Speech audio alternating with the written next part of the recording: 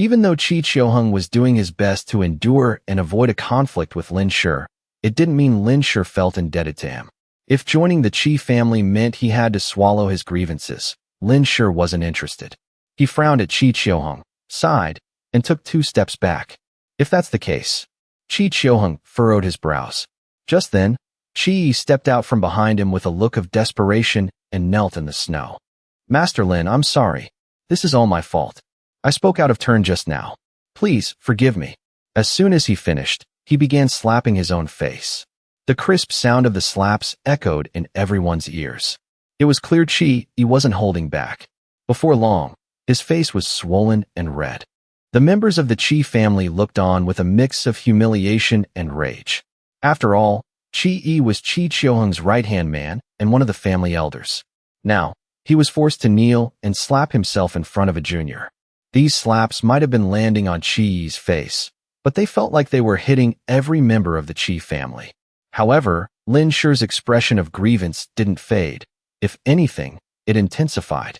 You think a few slaps are enough? Even if he slapped himself 100 times, with a cultivator's physique, he'd be healed in less than a day. Does that mean the Chi family can just do whatever they want from now on? Chi abruptly stopped his hand and looked at Lin Shi. He hadn't expected that despite his pathetic display of begging, Lin Shi still wouldn't let it go. Some of the clansmen immediately grew restless. Whispers of anger broke out once more.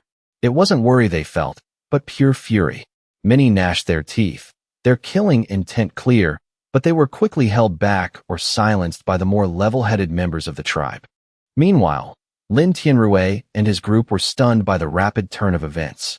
They were almost overwhelmed, silently observing the situation. Lin Shi's unyielding, hardened attitude made Chi Chiohung feel increasingly uneasy. He had a very bad feeling about this.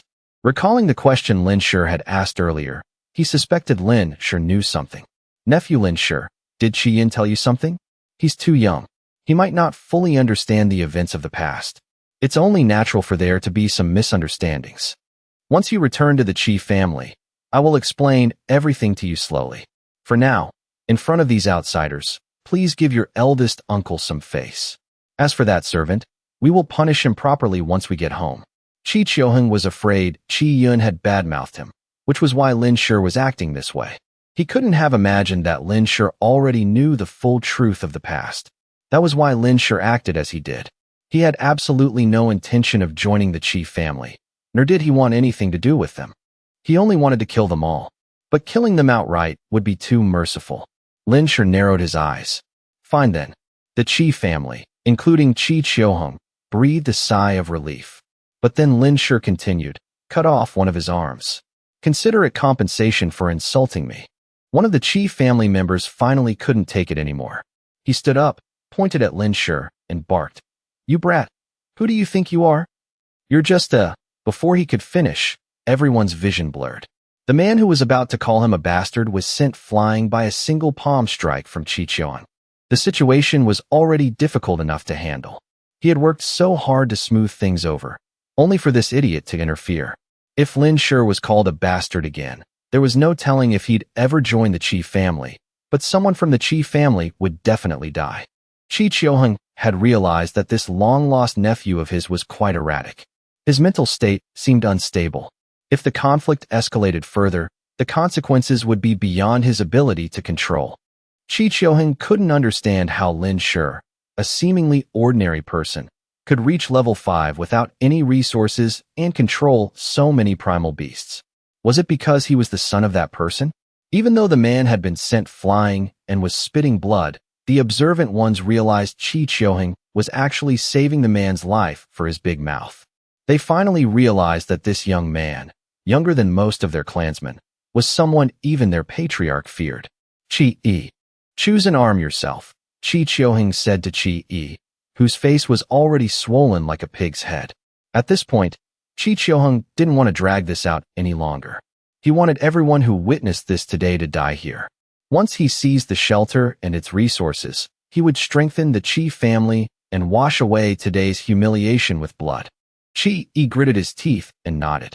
He drew his primal chi from behind him, took a deep breath as sweat poured down, and swung his sword at his left arm. The entire arm was severed at the shoulder. Fresh blood sprayed everywhere. He let out a muffled groan. The pain so intense he nearly fainted, but he gritted his teeth and didn't scream. Immediately, the Chi family members rushed over to stop the bleeding and gave him a primal energy pill. They then helped him to a resting area. Seeing his subordinate in such a state, Chi Chioheng's expression became incredibly grim. In the blink of an eye, 2 level 4 powerhouses of the Chi family were either dead or crippled. He had lost his left arm. While it would affect his combat power in the short term, once he adapted, his right hand could still exert 80% of his original strength. But Qi Jiao was dead, all because of one person. Qi Chioheng looked toward Lin Shi with an unreadable gaze. "Nephew, are we done now?" Lin Shi remained calm, showing no signs of anger or satisfaction. It was as if the events unfolding before him had nothing to do with him. Lin Shi narrowed his eyes, sensing that Qi Chioheng's restraint was reaching its limit. "Are we done?" Lin Shi sneered inwardly. The debt between them couldn't be settled by just 2 subordinates. Lin Shi nodded. "We're done. Wait for me a moment." Before Qi Chioheng could understand what he meant, Lin Shi suddenly appeared in front of the man Qi Chioheng had just sent flying. That man, who had tried to call Lin Shi a bastard, had been injured by Qi Chioheng and helped up by his clansmen. At this moment, he was still glaring at the spot where Lin Shi had just been standing, his eyes full of resentment. He didn't expect Lin Shi to appear before him in an instant. Qi Chioheng only managed to utter a single word before the man was kicked away by Lin Shi. Lin Shi didn't hold back like Qi Chioheng had. He used his full strength. The man, a level 3 powerhouse in his 30s, had his stomach completely caved in by the kick, while his back bulged out. His internal organs and spine were shattered. By the time he hit the ground, his pupils had already dilated. Even a level 3 physique couldn't save him. He convulsed on the ground, eyes rolling back, mouth agape as he made a horrific gurgling sound. His lower body was paralyzed, while his upper body struggled violently. The pain was so excruciating he couldn't even scream. If he could still speak, he would surely be begging the person next to him to kill him. Everyone who witnessed this scene couldn't help but shudder. Lin Shi calmly returned to Qi Chioheng's side as if he had never left. In the eyes of the level 2 powerhouses, it seemed like Lin Shi hadn't even moved. Although his reaction was slow, seeing Lin Shi kill another person made Qi Chioheng realize that Lin Shi had no intention of joining them. The Qi family had humored this kid time and again, yet he kept pushing his luck. Killing intent surged in Qi Chioheng's eyes as he glared at Lin Shi. "You did that on purpose." "That's right, I did." Lin Shi laughed loudly, making no effort to hide it as his sharp gaze swept over Qi Chioheng. "You want me to join you? In your dreams." Ha ha ha. This statement pushed the tension between Lin Shi and the Qi family to its breaking point. "Kill him. Kill this little bastard." Many Qi family members prepared to charge, but Qi Chioheng held them back. "Patriarch, let me kill him. I'd rather die than live with this humiliation." But Qi Chioheng hadn't climbed to the position of patriarch just to be ruled by his emotions. He looked at Lin Shi with a confused expression. "Haven't you thought this through? Lin Tianrui surely hasn't offered you better terms. Why are you so determined to oppose the Qi family? After all, Qi blood flows in your veins." The situation was critical. War was imminent. On Lin Tianrui's side. Aside from Lin Tianrui and Wang Chao, who remained calm, the other soldiers were dazed. It was like watching a play, from a family reunion to a murder scene, and now to a battlefield. What was the situation? Was Lin Shi still on their side? Some soldiers were lost, their heads spinning with the 3 classic questions. Who am I? Where am I? Whose side is Lin Shi on anyway? At first, the Qi patriarch led his people to attack, but they weren't ordered to help. The soldiers thought this was a suicide mission. But at the critical moment, Lin Shi, as Li Erheo, descended from the sky with a pack of beasts. They thought victory was at hand, but then the enemy started negotiating. Was their hero, Li Erheo, just a mercenary after all? Then, before the deal was even discussed, they started recognizing relatives. The soldiers had despairingly thought they would be sacrificed for the shelter today, only for Lin Shi to start killing people. At that moment, the soldiers only hoped that Li Erheo, no, Lin Shi, was still their ally. They couldn't believe the Qi family was so shameless, killing so recklessly. They thought again that Lin Shi would surely join the Qi family, until he struck down the third person and declared he did it on purpose. Most of the soldiers' faces flushed with excitement. Their hero, Li Erhao. No, Lin Shi was still their hero. He had been on their side all along. Everything before was just him playing with the enemy. A hidden clan was being toyed with by Lin Shi like a spinning top. Not just the soldiers, but Lin Tianrui and the others also felt the weight lift from their hearts. They were completely relieved. Lin Shi narrowed his eyes and repeated Qi Qiuheng's words as if reflecting, or perhaps asking himself, why oppose the Qi family? If he were someone who only cared about profit, he wouldn't pass up such a good deal. And Lin Shi was exactly that kind of person. He cooperated with the shelter because, after many interactions and tests, he realized Lin Tianrui wouldn't harm him or act against his interests. As for the Qi family, Lin Shi looked at Qi Qiuheng, the man who had destroyed his family, who was now trying to act tough. While everyone held their breath for Lin Shi's answer, he suddenly said, "Maybe it's because you're just too ugly." "What did you say? What kind of reason was that?" Even though they knew Lin Shi might be looking for an excuse, almost everyone immediately looked at Qi Qiuheng. Qi Qiuheng had mediocre features and no eyebrows. He was indeed far from handsome. In contrast, Lin Tianrui, despite being blind in one eye, had strong, sharp, and well-defined features. He had a powerful aura. Wang Chao couldn't help but look at Lin Tianrui, his majestic and victorious leader, who was now lost in thought. Qi Qiuheng had considered many possibilities, but he never expected this answer. His eyes twitched. "Are you mocking me?" Lin Shi gently stroked Overlord's neck fur, not even bothering to look at Qi Qiuheng, whose face was contorted with rage. "So this is all a hidden clan is? A patriarch with one foot in the grave. Yet he has to be so cautious and submissive in front of a 20-year-old. Humph. You're afraid I'll kill you. So the patriarch of the Qi family is actually a coward who fears death." Qi Qiuheng's face turned incredibly grim. The fake friendliness vanished, replaced by a cold, murderous aura. "Boy, you're asking for death. It was only out of respect for the blood tie between you and the Qi family that I humored you. I overlooked your insolence, but you're nothing but an ungrateful wolf. Fine, I won't be polite anymore." Lin Shi replied, "Please, don't hold back. But I think the idea you mentioned earlier was quite good." Qi Qiuheng thought Lin Shi was changing his tune, and a flash of joy appeared in his eyes. He said, "So you know fear now? If you admit your mistake, as your elder, I can still forgive your disrespect for your mother's sake." "You've got it wrong, old man. Why would I fear a dog that only barks and doesn't bite? You're not worthy of mentioning my mother." Lin Shi turned around, his cold gaze sweeping over Qi Qiuheng, who was on the verge of a breakdown, as he slowly drew his great axe. He looked toward the Qi family members, some furious, some humiliated, some calm, and some terrified, and raised his voice. "If you are willing to submit to me, I will only kill Qi Qiuheng." Killing Qi Qiuheng was nothing, but it was too easy for him. One could say Qi Qiuheng was the architect of Lin Shi's miserable past life. If Qi Qiuheng hadn't killed Lin Shi's mother and hunted his father, Lin Shi wouldn't have been handed over to Lin Mingzhen, nor would he have made enemies with the Shen family because of Lu Siyue. Because of this, Lin Shi had spent his previous life burdened by hatred and betrayal until his death. Lin Shi's plan had been set the moment he confirmed the truth from Qi Qiuheng's own mouth. Wasn't Qi Qiuheng full of ambition? Didn't he want to be a king? For someone who spent his life calculating for power, there was no better revenge than taking away everything he pursued and then killing him. When dealing with an enemy, you must crush their ambitions before taking their life. Hearing Lin Shi openly declare his intent to become the Qi patriarch right in front of Qi Qiuheng, the Qi family's expressions shifted drastically. Qi Qiuheng's face also changed, and he finally lost his cool. The sword in his hand flashed with a cold light as he lunged at Lin Shi. Lin Shi had long anticipated that Qi Qiuheng would strike at any moment. His expression remained unchanged. Overlord's eyes shifted colors. One turned a deeper crimson, while the other became a strange violet.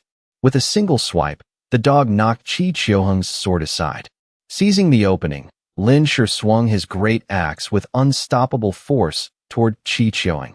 Neither used primal energy in their weapons, as that required time to channel. Lin Shi's massive axe was crafted from level 4 materials. If primal artifacts had ranks, then this axe was level 4, while Qi Qiuheng's sword was only level 2.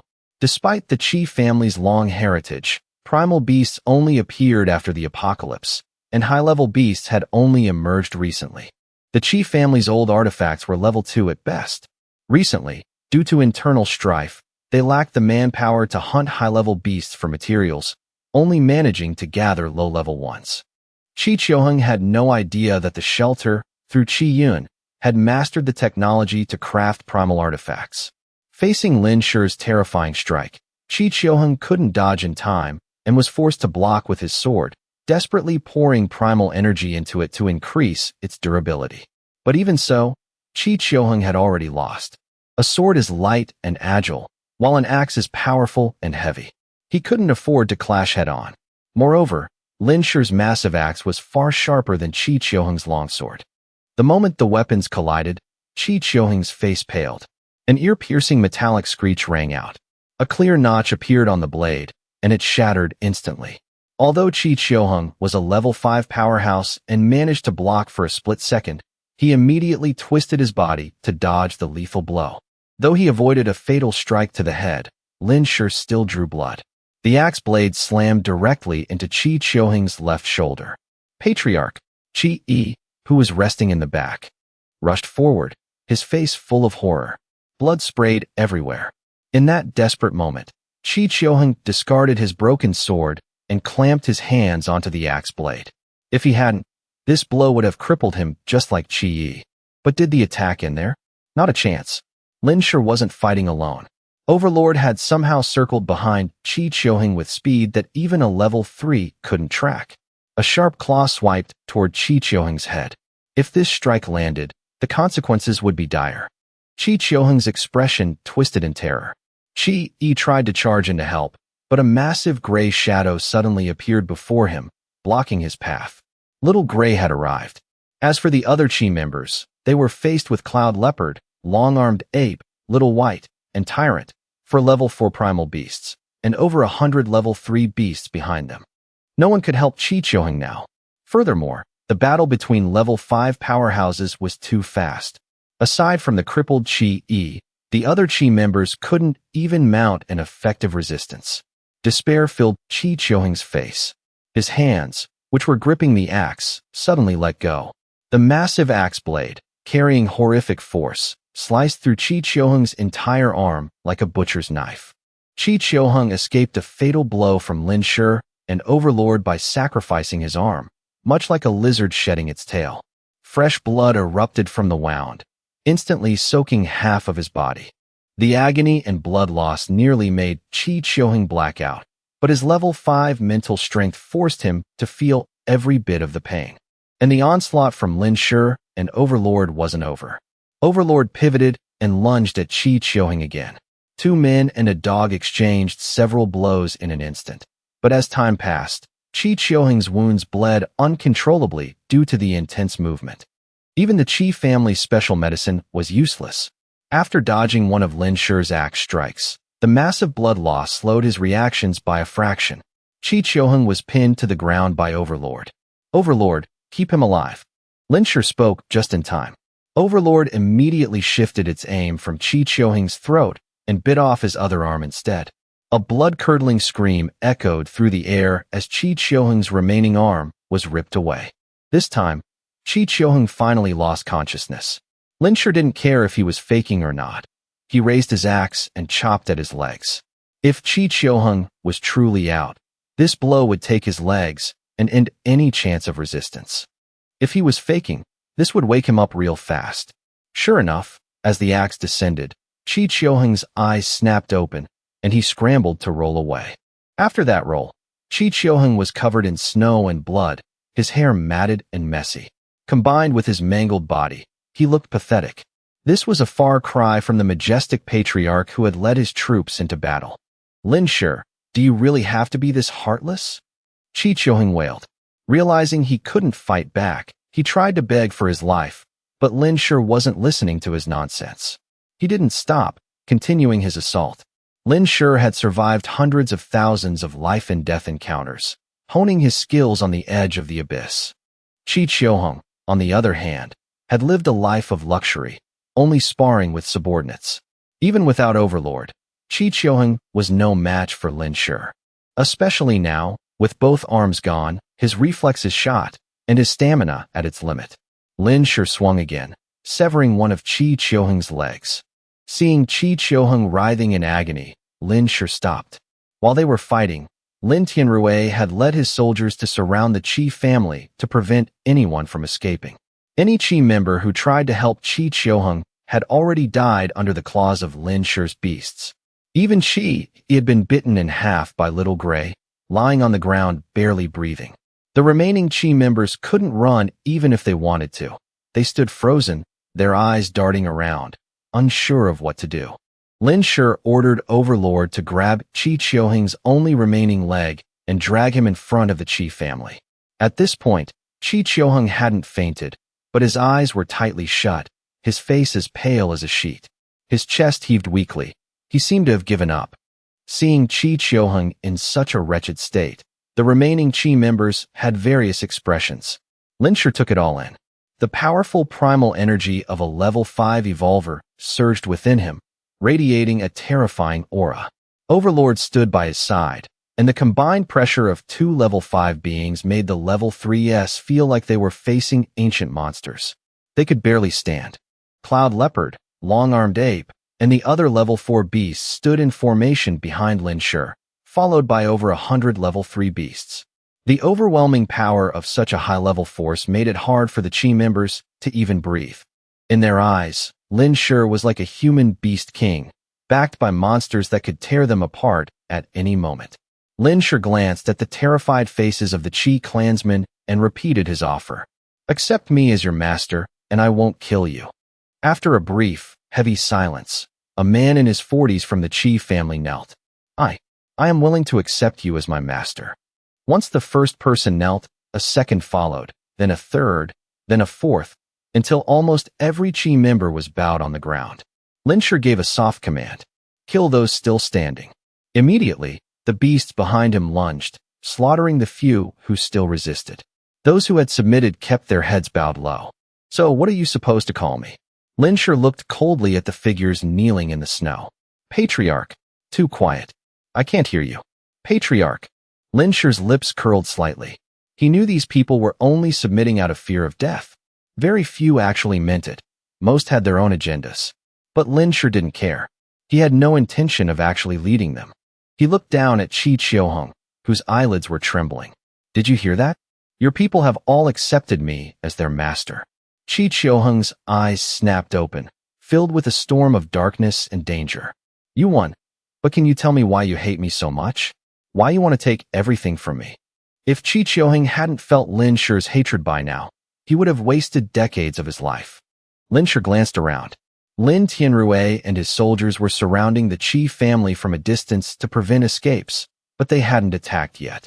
Everyone was waiting for the dust to settle on Lin Shi's side. After a moment's thought, Lin Shi decided not to reveal his secret. He said nonchalantly, "Because I think you're too ugly. You're not fit to be the Qi patriarch. Is that reason enough?" Chi Chiohung's face contorted instantly, a mix of ultimate rage and resentment. His eyes were filled with pure malice. "You'll die a horrible death, you dog. I'm tired of hearing this old man bark." Lin Shi stomped his foot down. Crack. Chi Chiohung's jaw shattered, and his throat was nearly crushed by the force. He couldn't speak another word. Chi Chiohung's eyes bulged, the whites filled with blood as he glared at Lin Shi. With a bloody mouth and a mangled face, he looked like a demon crawled out of hell. Even many of the Qi members couldn't bear to look at him and turned away. Only Lin Shi remained calm, staring back at Chi Chiohung. After a long silence, he finally spoke. "Actually, the things you've spent your life chasing mean nothing to me." Hearing this, Chi Chiohung's eyes widened further, his torn lips trembling as he tried to say something, but no sound came out. Sure enough, Lin Shi's next words were his ultimate despair. "Kill them all." Overlord led the charge into the dense formation of the Qi family. Cloud Leopard, Long-Armed Ape, Little White, Little Gray, and Tyrant followed. The entire beast army lunged. The curses and screams lasted only a moment before thinning out and finally vanishing into silence. The thick scent of blood in the air was nauseating. Of the entire Qi clan, only the dying Qi Qiuheng remained. That's right, Lin Shi never had any intention of recruiting them. He wanted them all dead. Qi Qiuheng struggled to lift his head, his chest heaving violently, his eyes nearly bursting from their sockets. He tried desperately to stand on his one remaining leg, but failed. His gaze toward Lin Shi wasn't just hatred. It was as if even with one leg and one tooth, he would use every ounce of strength to tear him apart. He glared at Lin Shi. Lin Shi hadn't just stolen the Qi family's achievements that he had plotted for years. He had discarded them like trash and destroyed them completely. How could Qi Qiuheng endure such a blow? Heaven-shattering hatred and resentment nearly spilled from his bloodshot eyes. Lin Shi watched the maddened Qi Qiuheng, who hated him to the bone, but he kept his gaze calm. That silent stare was the cruelest mockery of all. Finally, Qi Qiuheng's head slumped to the ground, though his eyes remained open. A level 5 powerhouse of his generation had been killed so unceremoniously by Lin Shi. Seeing Qi Qiuheng take his last breath, Lin Shi felt no joy in his revenge, only a hollow coldness. He glanced around. The battlefield was soaked in blood, and Lin Tianrui's group was still there.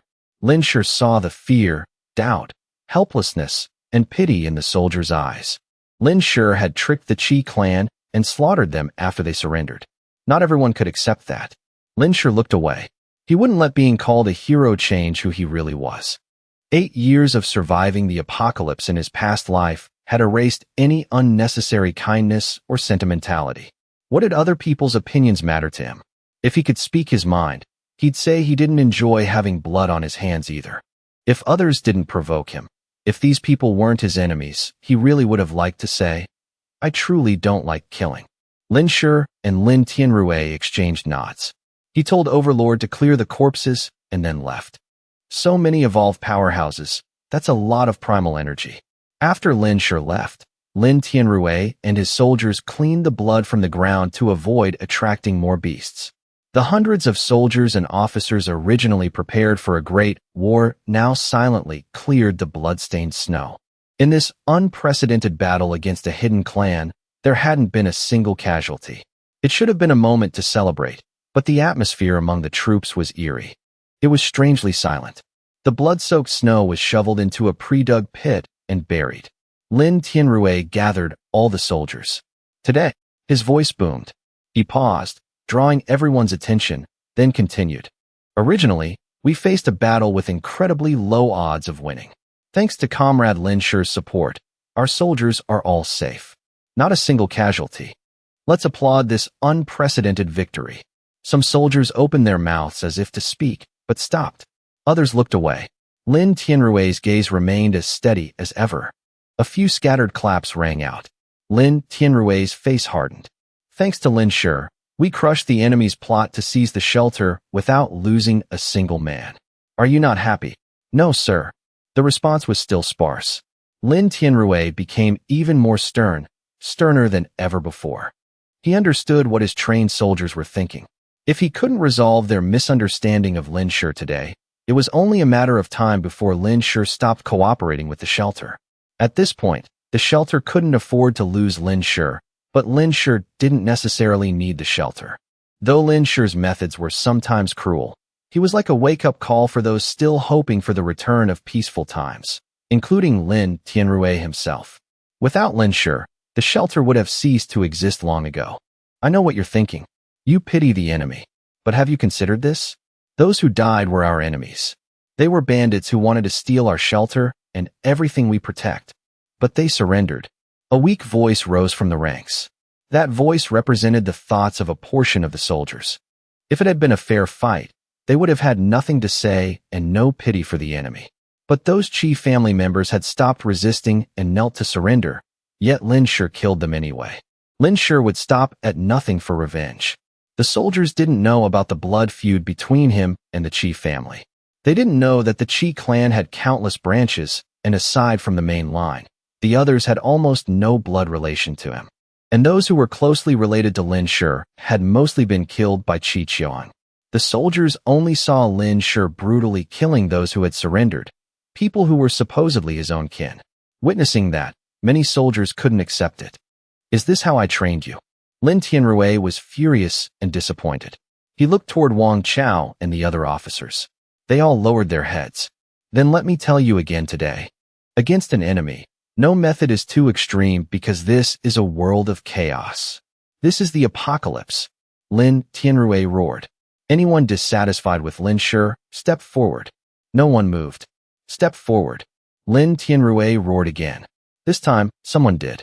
The soldier was stubborn and full of resentment. I think Lin Shi has no humanity. Commander, you have the right to your opinion. Lin Tianrui nodded, his face expressionless. Anyone else? If you're a man, speak up. 2 more soldiers stood up, then a fourth, a fifth. A total of over 30 soldiers stood, including 1 officer. Is that all? Lin Tianrui looked around. Seeing no one else, he said to the 30-plus men, including the officer, from now on, you are no longer soldiers of this shelter. You are free. Lin Tianrui was kicking them out. The soldiers, including the officer, turned pale. They thought they'd just get a reprimand. They didn't expect it to be this serious.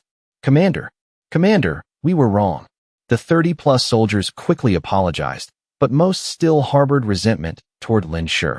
Especially the officer, Sun Tian. He was a survivor who had fled to Sha City from another province. Because of his outstanding talent, he had quickly broken through to level 3 and was given a special promotion. He hadn't even settled into his position before being kicked out. Sun Tian looked indignant. Commander, we just thought Lin Shi's methods were too extreme. Are you really going to kick out those who are absolutely loyal to you just because of a little dissatisfaction with Lin Shi? Aren't you afraid of losing people's hearts? Sun Tian wasn't speaking for himself. He was standing with the soldiers, taking the moral high ground to influence Lin Tianrui's thinking, hoping he'd change his mind. The other soldiers nodded in agreement. Even though they apologized, they didn't think they were wrong. How could Lin Tianrui not see through Sun Tian's scheme? His gaze turned cold as he stared at Sun Tian. Our paths are different, and so are our goals. I am no longer just a commanding officer. I am a leader. I am responsible for tens of thousands of survivors and the future of this country. Lin Tianrui saw the look in their eyes and knew they were set in their ways. He sighed inwardly and said in an indisputable tone, your misguided thinking won't just kill you. It will kill your fellow countrymen. Fine. Leave your guns, ammunition, and shelter IDs. You can take your cold weapons and dry rations. Lin Tianrui showed no mercy and gave them no second chance. He gave the final order. At first, a few other soldiers wanted to plead for them, but they were pulled back by their more level-headed comrades. Quickly, the 30-plus men tossed their gear, guns, and IDs into the snow. Pack up. We're leaving. Lin Tianrui ordered his men to move out. Of the original 500, only about 480 remained. Though they were fewer, Lin Tianrui felt a sense of relief. He needed to cast aside his own soft-heartedness to lead the shelter toward a brighter future. Lin Tianrui left, leaving the 30-plus men standing in the snow, unsure of what to do. He kicked us out for an outsider? He'll regret this. One man spat in the direction Lin Tianrui had gone, his face full of resentment. That's right. We're all level 2 evolvers. We'd be a powerful force anywhere. We'll start our own faction rather than answer to someone else. Another man showed his ambition. Exactly. With our strength, we can survive anywhere. Others chimed in. Since the apocalypse began, aside from the initial struggle to adapt, they had lived comfortably thanks to the shelter's development. They had trusted comrades, and the shelter provided free clothes, food, water, weapons, gear, ammo, and medicine. They had forgotten that without the shelter, they would have struggled to find any of these things. Not to mention breaking through to level 2 so quickly. How dangerous was it outside? Others might not know, but Sun Tian, who had escaped from elsewhere, knew that small groups rarely survived the apocalypse unless they were as strong as Lin Shi. Sun Tian's eyes gleamed as he stood up and shouted, Brothers, we were all kicked out together today. From now on, we face the hardships together. We live and die together. Sun Tian had a higher rank and was level 3. Plus, he had survival experience. He was quickly chosen as the leader of this 30-man squad. Sun Tian said, If Lin Shi can survive out there alone, so can we. I, Sun Tian, Promise that as long as I have a bite to eat, my brothers won't go hungry. I trust brother Sun. Let's go. The 30-plus men followed him in one direction. To build a faction, they couldn't stay in the eastern suburbs. They chose the western suburbs, the furthest outskirts of the city. Lin Shi had Overlord carry over 300 corpses to a deserted area. The bodies were frozen solid in the sub-zero winds. After scanning the area with his mental power to confirm no one was around, Lin Shi stored the corpses and the beasts into his space. Cloud Leopard and Little White only had minor injuries.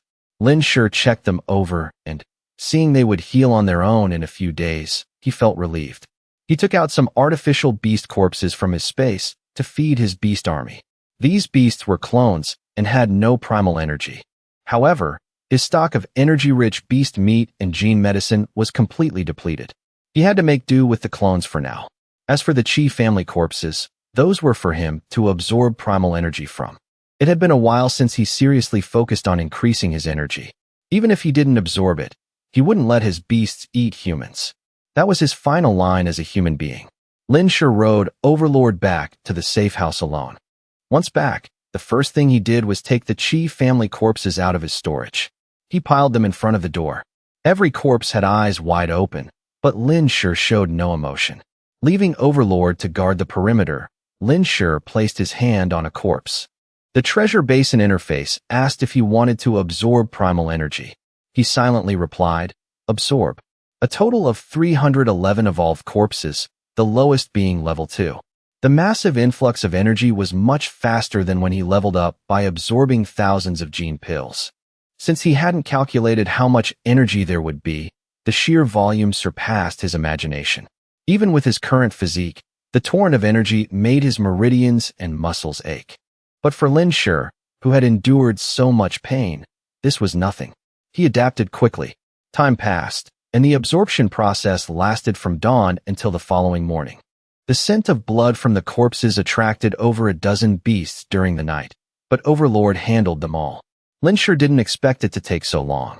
If he had known, he would have brought them inside and absorbed them one by one. But that would have been messy, so he chose to do it all at once. He pulled his hand away from the now energyless corpses. Lin Shi felt the massive surge of primal energy filling his body, and his lips curled into a slight smile. In the pitch-black night, surrounded by cold corpses, the scene was truly eerie. Fortunately, aside from Lin Shi, there were no living souls around. After clearing the corpses, Lin Shi couldn't wait to open the treasure basin's personal attribute panel. Previously, he had accumulated over 14,000 primal energy points. Even though he expected a lot this time, when he opened the panel, even the stoic Lin Shi couldn't hide his shock and joy. Host data: Lin Shi, 20 years old. Genetic lock, level 5. Primal energy, 84,643 units. Mental power, 1,572 units. Karma points, over 70,000. His primal energy had increased by over 70,000 points, an unbelievable amount. Lin Shi did the math.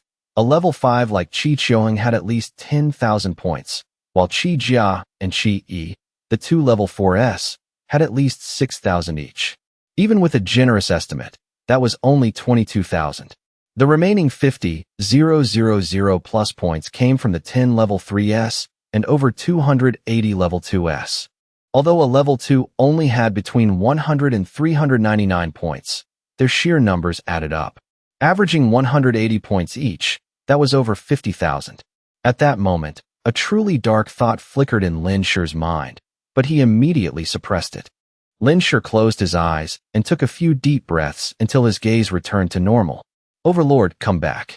He signaled his pet and stored Overlord and the beast corpses from the night before into his storage space. Lin Shi tidied up and went back inside. He turned on the generator, flipped the lights, showered, and started cooking. He took out a recipe book he'd collected before the apocalypse and made himself an elaborate seafood feast: crab, garlic butter lobster, and grilled oysters with scallion oil. As he cooked, he tried to push that dark thought out of his head. Primal beasts could evolve quickly by eating their own kind. Humans, of course, could do the same. From the very first time he absorbed energy from a human corpse, the thought of killing more people to grow stronger had crossed his mind. But his inner moral compass had always stopped him. After the treasure basin upgrade, he discovered that unlocking the next lock required reaching a mental power threshold, which made him abandon that cruel idea. But now, after absorbing energy from so many people and still seeing no prompt for level 6, the thought resurfaced. Earlier, he had asked Chi-E if there were levels beyond level 5. Chi-E said yes. Legend has it that 10,000 years ago, human ancestors could reach level 7, but for hundreds of thousands of years, no one had surpassed level 5. In fact, before modern technology, generations of hidden clans never made it past level 4. It wasn't for lack of mental power, but the exact opposite, a lack of primal energy. Since the last ice age ended, primal matter in the air had vanished, slowing human evolution. As time passed, primal matter became so scarce that humans stopped evolving altogether. Only the hidden clans quietly hoarded power, but it was like looking for a needle in a haystack. No matter how much they trained, without primal matter, they were like sophisticated machines without a power source, useless. Modern technology helped the hidden clans find small amounts of primal matter deep underground, which allowed this generation to produce level 5 evolvers. But level 6 was just a legend to them. They didn't even know how much energy or mental power was needed for level 6, or what abilities it would grant.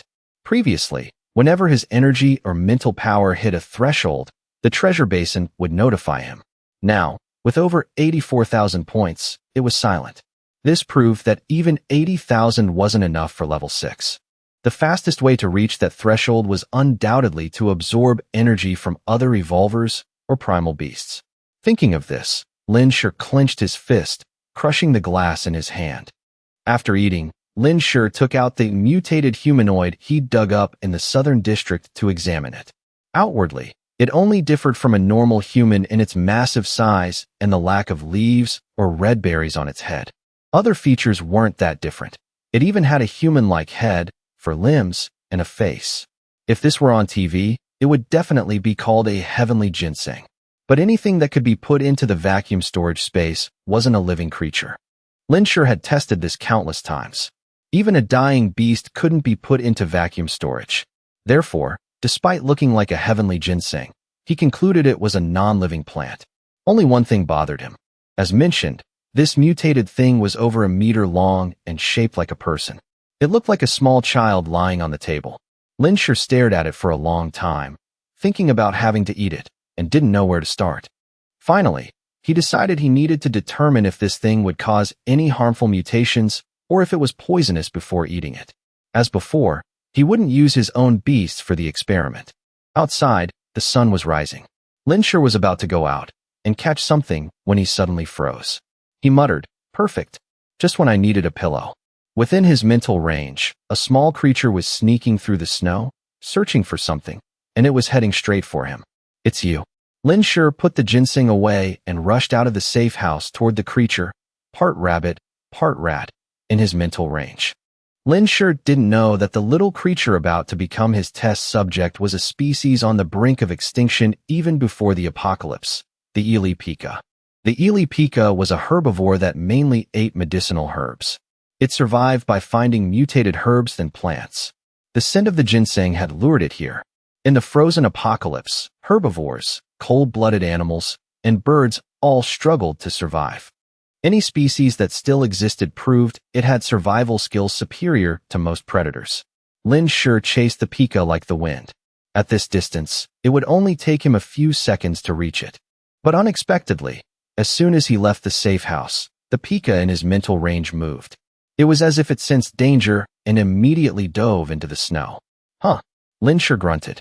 By the time he arrived, the Pika had vanished, leaving only a small hole the size of a bucket.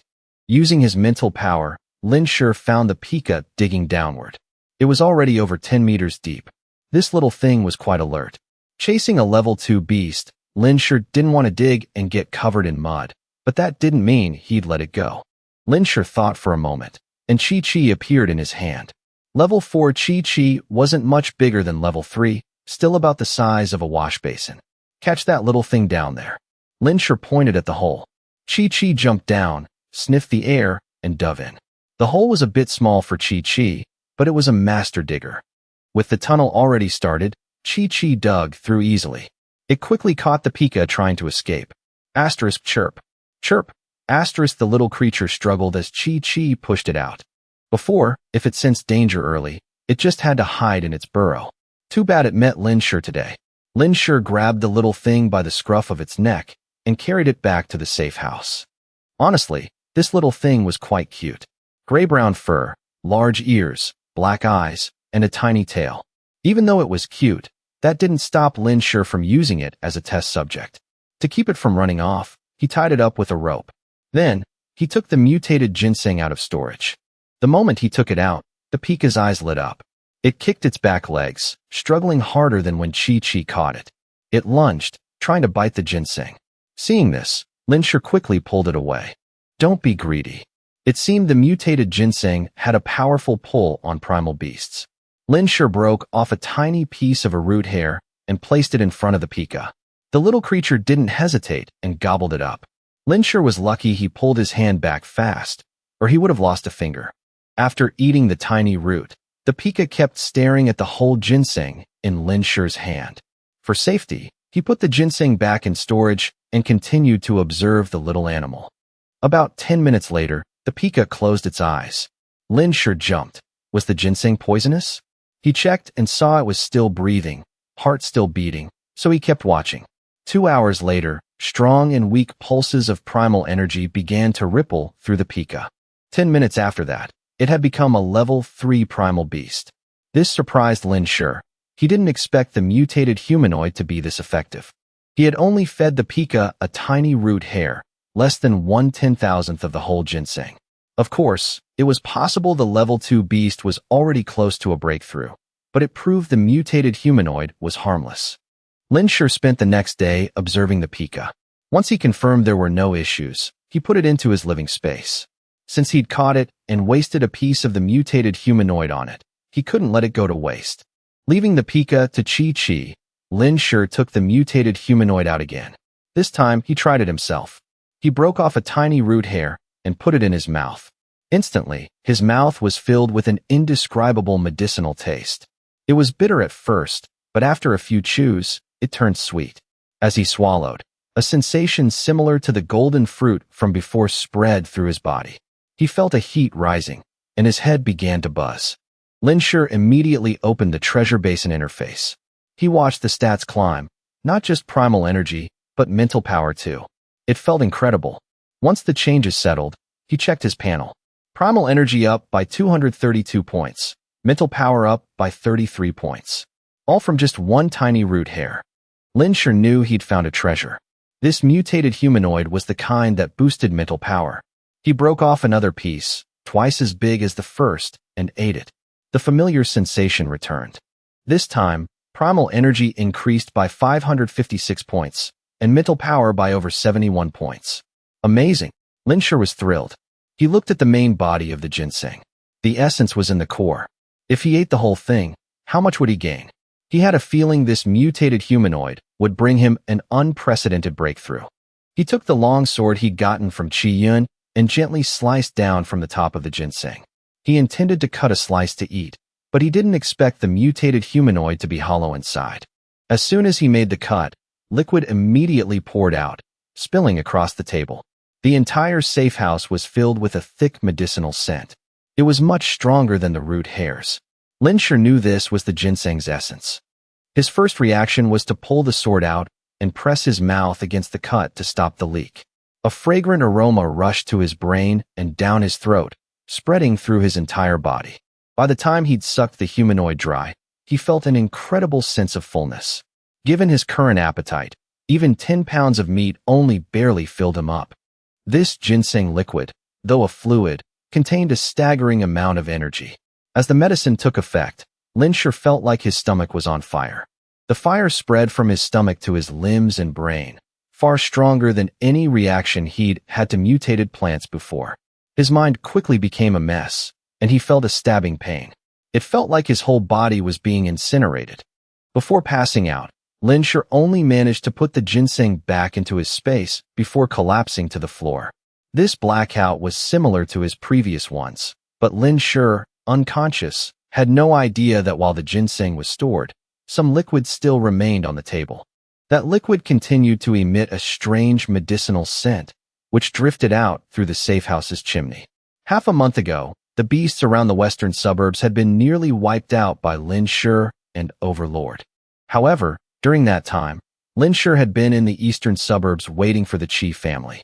As a result, many low-level beasts had returned to the western suburbs to scavenge.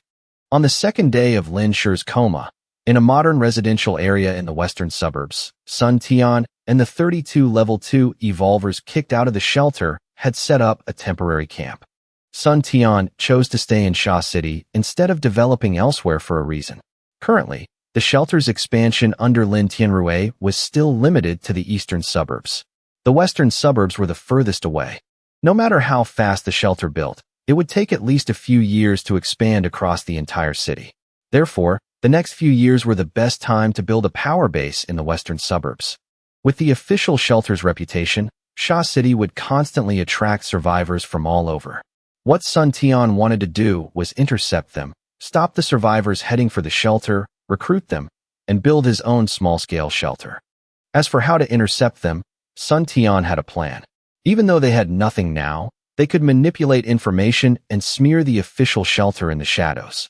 There would surely be gullible survivors who would join them. Of course, they couldn't just offer empty promises, or they wouldn't get many fools. So, the first step to establishing their small shelter was for Sun Tian and his group to gather food and winter supplies. These two tasks could be done simultaneously. Currently, pre-apocalypse supplies in Sha City had mostly been scavenged. Sun Tian's plan was to get everything from primal beasts. Beast meat for food, fur for warmth, and animal fat for fuel and light. As long as they hunted enough beasts, they'd have the basics.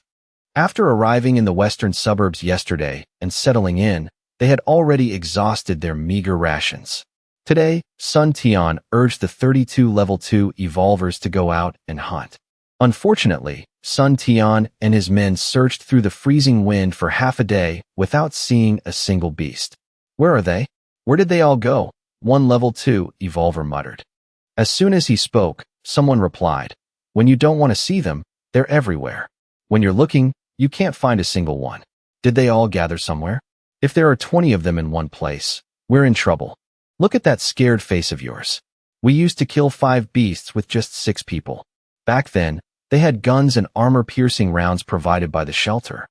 They could take down Level 2 beasts and below without even getting close. Now, they only had cold weapons. It was a shame they didn't have guns. Lin Tianrui is so stingy. He even took back those few dozen guns. Lin Tianrui had left them cold weapons out of old sentiment, considering they were former subordinates. But these exiles obviously didn't see it that way. They could only blame their current misery on Lin Tianrui, and, of course, Lin Shi. "Quiet. I hear something." Sun Tian suddenly signaled everyone to be silent. These evolvers still had their training.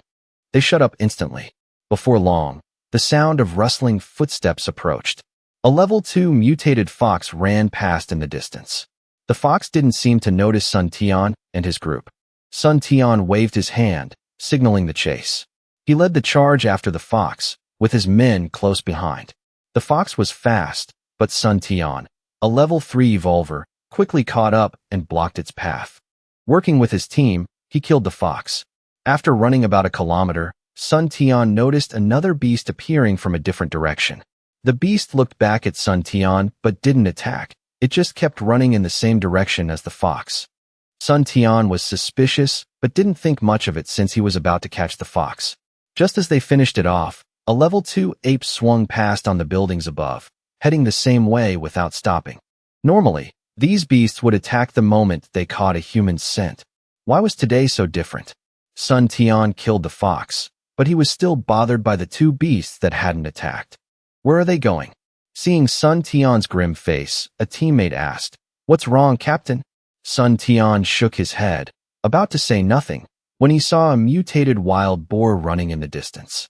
It was heading the same way as the others. This time, Sun Tian was certain something was wrong. "Follow me." He ran in the direction the beasts were heading. There's always a reason for strange behavior. Multiple beasts moving in the same direction meant something was attracting them. It could be a beast king's call, or something else. If it was a beast king, they needed to leave the western suburbs or wait for the tide to pass. If it was something else, they had to see for themselves. Either way, they had to investigate. The teammates didn't quite understand but packed the fox and followed. The further they ran, the more terrified they became. After a few kilometers, the number of beasts around them increased. Right ahead, 3 more beasts were running the same way, but they didn't attack each other, nor did they attack the humans. What's going on, Captain? Sun Tian kept his pace at a level 2 speed so his team could keep up. I don't know. Let's just keep watching. For now, they were only level 1 and level 2 beasts. With their numbers, they weren't afraid. So they followed until they reached what used to be Wulong Village. Wulong Village was buried under nearly a year of snow. Not a trace remained. This made the temporary defensive structure on the small hill even more obvious. When Sun Tian and the others reached Wulong Village, 2 more beasts appeared nearby. One teammate pointed at the defensive structure on the hilltop and said, "Captain, look at that." Even without his teammates pointing it out, Sun Tian had noticed. On the small peak not far away, a pack of over a dozen beasts of various sizes was slamming into something.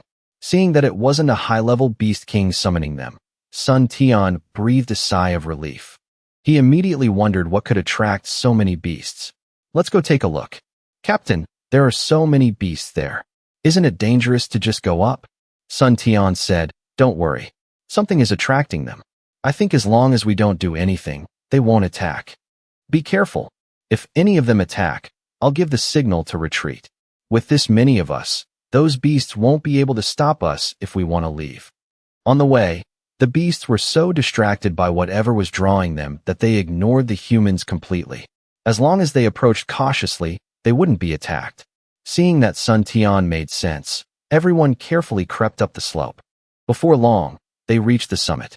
Originally, Lin Shi's safe house was covered in snow and wasn't very obvious. But under the constant battering of over a dozen beasts, the snow on the surface had been knocked off, revealing the metal layer beneath. To anyone's eyes, the design of Lin Shi's safe house was incredibly strange. One teammate saw the safe house and said in shock, "What is that? Is it some kind of trap to lure beasts?" Sun Tian shushed him. The sound of the beasts slamming into the safe house was loud enough to drown out the teammate's voice. Actually, at this distance, if the beasts wanted to attack, they would have smelled them and lunged already. But they didn't. Inside that hemispherical metal dome, there seemed to be something with an irresistible pull for these beasts, so strong they ignored the food right in front of them. Sun Tian always remembered to maintain his authority as captain. He told the others, "You guys wait here. Don't make a sound. I'm going to scout around." With that, he circled the peak to inspect the safe house. When he saw the metal door, Sun Tian confirmed his suspicion. This was a man-made shelter. Sun Tian's heart raced. If they had a safe house like this as a base, they wouldn't even fear a beast tide. As for whether this place had an owner, that wasn't Sun Tian's concern. They had nothing right now. As long as they could take it, it was theirs. Sun Tian only worried about the strength of the person inside. The architecture and materials were clearly pre-apocalypse. The snow on the door looked like it had been cleared yesterday, meaning someone was living there. Sun Tian also saw a long chimney and a turret on top. Despite being attacked by so many low-level beasts, the person inside hadn't come out to clear them. This proved the owner was either a coward, weak, or incapacitated. Either way, it was to his advantage. From the moment he saw this safe house, Sun Tian wanted to claim it. Soon, Sun Tian returned to his original spot. "How is it, Captain?" The teammates immediately crowded around to ask. After a short wait, 2 more beasts ran up the mountain to join the assault on the metal dome. The outer alloy showed a few scratches, but the structure beneath seemed unfazed. Only the heavy thud, thud, thud of the impacts echoed, making everyone's hearts skip a beat. They were all afraid the safe house would collapse at any moment. They didn't know that the alloy was just the outermost shell. Inside was a steel wall a meter thick. Even explosives couldn't break it, let alone these low-level beasts. "This is a safe house, and there's someone inside. There's a door on the northwest side." Sun Tian reported his findings. He was thinking of how to convince these saints who used to work under Lin Tianrui. The other day, because Lin Shi killed a few hundred prisoners, They had openly challenged Lin Tianrui. Sun Tian had stood up too, but for a different reason. He was just annoyed that Lin Shi was so famous in the shelter and wanted to see if he could stir up trouble. He didn't expect to get fired over such a small thing. A safe house? I thought it was an alien UFO. It looks so weird. Why are the beasts attacking it? There must be something good inside. The group was curious. Their old-fashioned soldier mindsets hadn't quite grasped Sun Tian's intent yet. Sun Tian's eyes lit up as he spoke plainly. Don't you see this as the perfect base for us? With a fortress like this, we don't have to fear the beast tides. Plus, it must be fully stocked inside. It could hold a lot of supplies to attract this many beasts. If we take it, our current problems will be solved easily. Hearing this, everyone stared at the safe house, which remained unmoved by the beast's assault. The safe house was a few hundred square meters. It was a bit tight for 30-odd people, but the space in the shelter wasn't exactly spacious either. They were used to cramped living, so this place was perfect. Hearing Sun Tian, everyone understood. That's right. Life outside is so harsh. Isn't this safe house the perfect stop? Solid defense, no fear of beast tides, great view for attack or defense. For those of us who left the safety of the shelter and are feeling anxious, this is the perfect home. We could even start a small shelter here. More importantly, they were no longer part of the official shelter. They didn't have to follow the rules against stealing. Everyone's eyes shifted, some avoiding eye contact. After a moment of silence, one person spoke up. This safe house has been under attack for so long, and there's no movement. The person inside might be dead. How about we kill these beasts and go check? I think that's a good idea. If the person inside is hurt, we can even help them. Even though no one explicitly agreed to seize the place, their intentions were clear. Sun Tian smiled. He didn't expect it to be this easy to convince them. He thought it would take a lot more effort. In that case, let's plan our tactics. By noon, the number of beasts surrounding the safe house had reached 26, including 11 level 2s. The number had stopped increasing, thanks to Lin Shi and his mount clearing out almost all the beasts in the area, especially the high-level ones. If it weren't for the temptation of the level 5 ginseng essence, there's no way this many beasts would have gathered. Lin Shi's safe house had one defensive weakness, the main door. Although his main door was designed with 2 layers, each as thick as a bank vault and made of alloy, it was still weaker than the defensive walls. If Lin Shi were in a coma for months, the constant battering from these beasts might actually break it. However, Lin Shi, unconscious, had no idea that a group of good people was helping him clear the beasts. On the hilltop, Sun Tian positioned his teammates at suitable ambush points. Then he and 2 others with good skills rushed toward the beasts, frantically attacking the defensive door. Kill that wildcat first. The 3 of them struck immediately. With their coordinated teamwork and superior levels, they killed a level 1 beast in an instant without even needing to unlock their genes. The beast pack immediately grew restless, and 3 of them lunged at the trio. After killing those 3, Sun Tian and his teammates didn't stop. They immediately ran down the mountain. They lured several beasts into their teammates' ambush and wiped them out. Then, Sun Tian and his team went back up to draw more attention. They kept this up until it was almost dark, having killed 10 beasts. That's enough for today. It's getting dark. We'll come back tomorrow. Sun Tian panted. A whole day of fighting had exhausted even him. The other revolvers were even worse off. Some didn't even care if the ground was frozen and just collapsed, breathing hard. Hearing they could rest, everyone cheered. They carried their spoils down the mountain. Unexpectedly, on the way back, perhaps because the scent of blood on them was too strong, they were attacked by a level 2 monkey. Because they were too tired to notice, they lost 1 man before reaching the camp they'd cleared yesterday. That night, everyone drank beast blood and ate beast meat, laughing and talking. They didn't know if it was the rich spoils, the prospect of resting in a safe fortress, or if the joy had simply numbed the grief of losing a comrade. The next day, Sun Tian led 30 men back to Lin Shi's safe house and used the same tactics.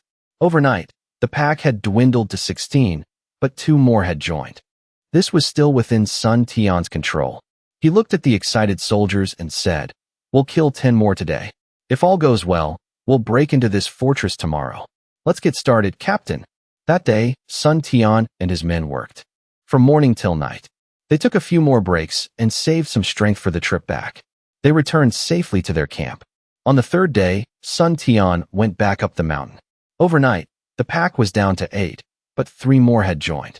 After 2 days of constant attacks, the outer shell was more scratched up, but it remained solid with no signs of collapsing. Only a small dent had appeared on the main alloy door. However, that dent didn't matter yet.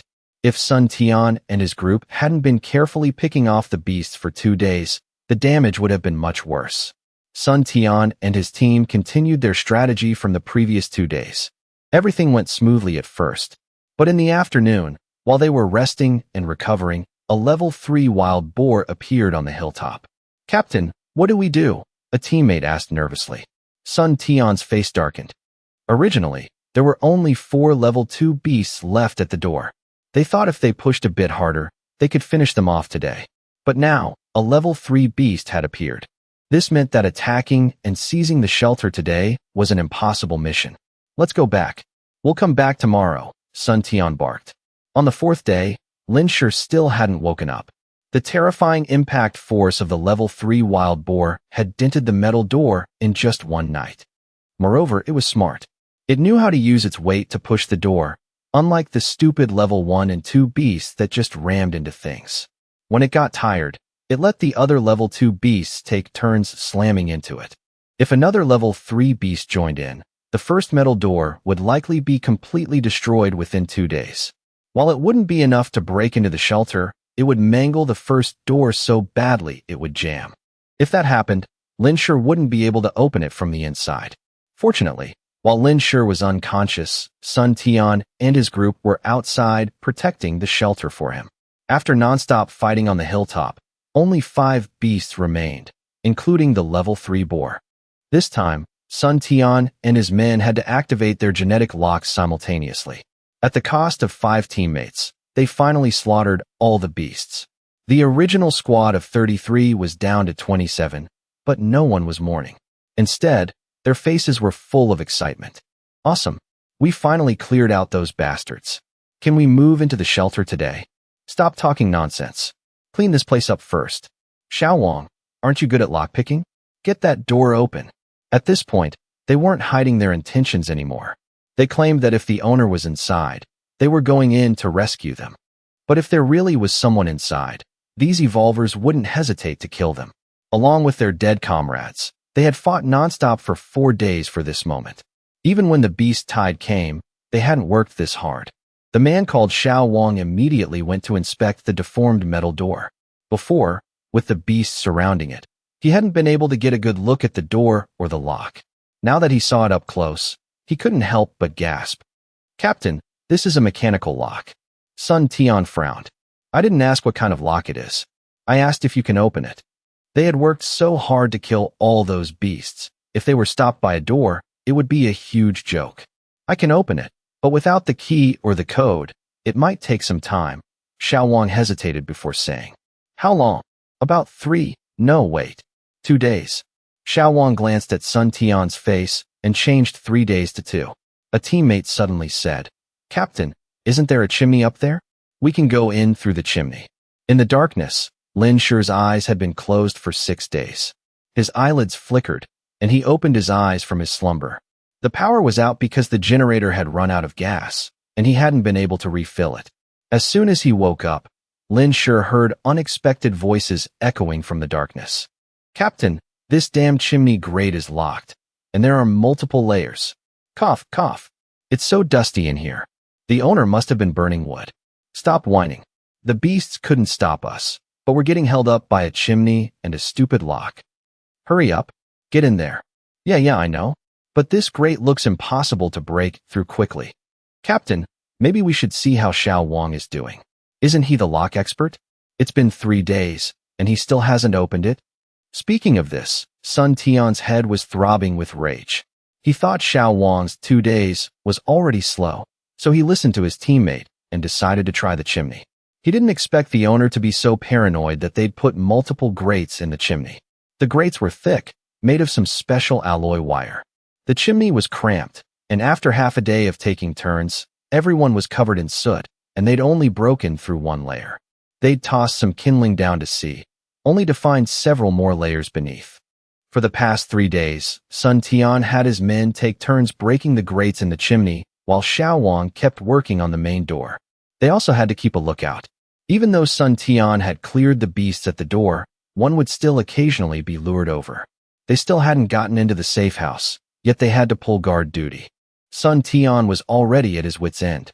He stood outside the chimney, looking at Xiao Wang, who was still fumbling with Lin Shi's alloy door, and roared, "Xiao Wang, are you done yet?" "Captain, almost there. Just a little more time. Today for sure. Captain, it's open. It's open."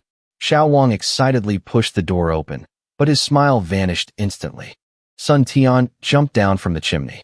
Seeing Xiao Wang standing there dazed, he rushed toward the safe house, only to be stopped by another door that looked even more complicated. The teammates who had been eagerly rushing over also froze. The teammate who had just heard the door open happily climbed out of the chimney, muttering, "I told you Xiao Wang could pick it. All that work in the chimney for nothing." He jumped down, saw everyone huddled around the door without going in, and asked suspiciously, "What are you guys doing? Why aren't you going in?" Sun Tian finally snapped. He kicked the second door hard and cursed, "God damn it. I've robbed vaults that weren't this hard. Just you wait until I get in there. If there's still someone inside, I'm going to show them just how colorful this world can be." For this safe house, he and his men had been working from dawn till dusk for 6 straight days. They'd cleared the beasts, only to be blocked by this damn safe house. "Captain, let me try a bit more." "Is it going to take another 3 days?" a teammate asked. That was their only option now. They couldn't give up. Sun Tian was about to tell Xiao Wang to keep picking when, click, the lock turned, and the door opened. The room was pitch black. Sun Tian was overjoyed, thinking the door hadn't been closed properly. He was about to kick it open when a cold voice rang out from the darkness. "You guys, want to die that badly?" Lin Shi opened the door and stood there, staring at Sun Tian's group. The moment he woke up, he had used his mental power to scan these people. They were all Lin Tianrui's former subordinates. He remembered seeing them during the battle at the Qi family home. It hadn't been that long. There was no way Lin Shi would forget them. Lin Shi didn't know Sun Tian and the others had been kicked out of the shelter. If he had, he would have killed them the moment he saw them damaging his safe house. Hearing Lin Shi's voice, the group found it vaguely familiar. At this moment, Lin Shi was standing in the shadows of his pitch-black room. Only Sun Tian, who had unlocked his level 3 genes and had night vision, could see clearly who was standing in the doorway, and Sun Tian felt a chill run down his spine. He never expected that the owner of this safe house would be the one person in all of Sha City he couldn't afford to offend, Lin Shi. Lier Heo, a level 5 powerhouse. He had literally delivered himself into the hands of the Grim Reaper. He was a dead man walking. It must be said that Sun Tian, a survivor from elsewhere who had risen to the rank of officer, had some wits. Before the others could open their mouths, Sun Tian quickly shouted, "Lin Shi, thank goodness. You're okay. We were sent by the commander. There's an emergency, and we've been looking for you. We couldn't get in touch. We thought something happened to you. Since we couldn't reach you, we thought you were in trouble and decided to break the door to check. You won't hold it against us, will you?" The best excuse Sun Tian could think of was Lin Tianrui. People said Lin Shi and Lin Tianrui were on great terms. If not, Lin Tianrui wouldn't have kicked them out over such a small thing.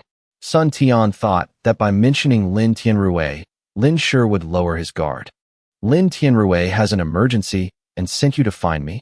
Lin Shi's voice wasn't as cold as before. Sun Tian thought he'd bought it and breathed a sigh of relief. After all, their exile happened after Lin Shi had left. Sun Tian said, "A few days ago when we arrived, there was a pack of beasts acting crazy around your safe house. We thought you were in trouble. After clearing them out, we came to check on you, but we couldn't get a response. So we thought something was wrong and decided to break in. You won't blame us, right?" From the moment Sun Tian called out Lin Shi's name, the people behind him were too terrified to move. Lin Shi, he was awake. At this moment, even the stupidest among them knew they were in deep trouble. The ones who were about to rush into the safe house immediately broke into a cold sweat. Luckily, they hadn't done anything yet. Before Lin Shi could reply, Sun Tian signaled the others to back off. "You guys go outside." The others felt like they'd been granted a royal pardon and scrambled away from the door. They thought Sun Tian was a truly brave captain. In reality, Sun Tian was afraid that with so many people, someone would slip up and reveal the truth. If possible, he never wanted to stand in front of this man again. Only when facing Lin Shi at such close range did Sun Tian realize his opponent wasn't human. He was a god of slaughter. A cold, murderous aura slowly enveloped him. What emergency does Lin Tianrui have that he sent you? Lin Shi narrowed his eyes at Sun Tian. The marks outside the safe house told him that while he was unconscious, beasts had indeed attacked, and in large numbers. Lin Shi quickly guessed that the ginseng essence on the table had attracted them. He just didn't expect it to have such a strong pull. So, Sun Tian's claim about helping him clear the beasts wasn't a lie. However, Lin Shi's gaze turned icy as he stared at Sun Tian. Sun Tian felt like Lin Shi was looking right through him. Among the officers in the shelter, he had the shortest tenure and knew the least about Lin Shi. He'd only heard other officers and people talk about how many times Lin Shi had saved and helped the shelter. In many people's words, Lin Shi was called Hero Li, or Lucky Star Li. Sun Tian had played along outwardly, but inwardly he'd scoffed. However, this led him to believe that the relationship between Lin Shi, the shelter, and Lin Tianrui was excellent. A thought flashed in his mind, and he feigned worry. The Qi family members we killed the other day, that wasn't their whole force.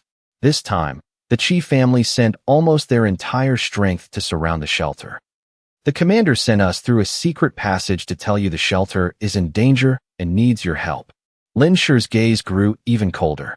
The Qi family is back? How many? What levels? Sun Tian's eyes flickered.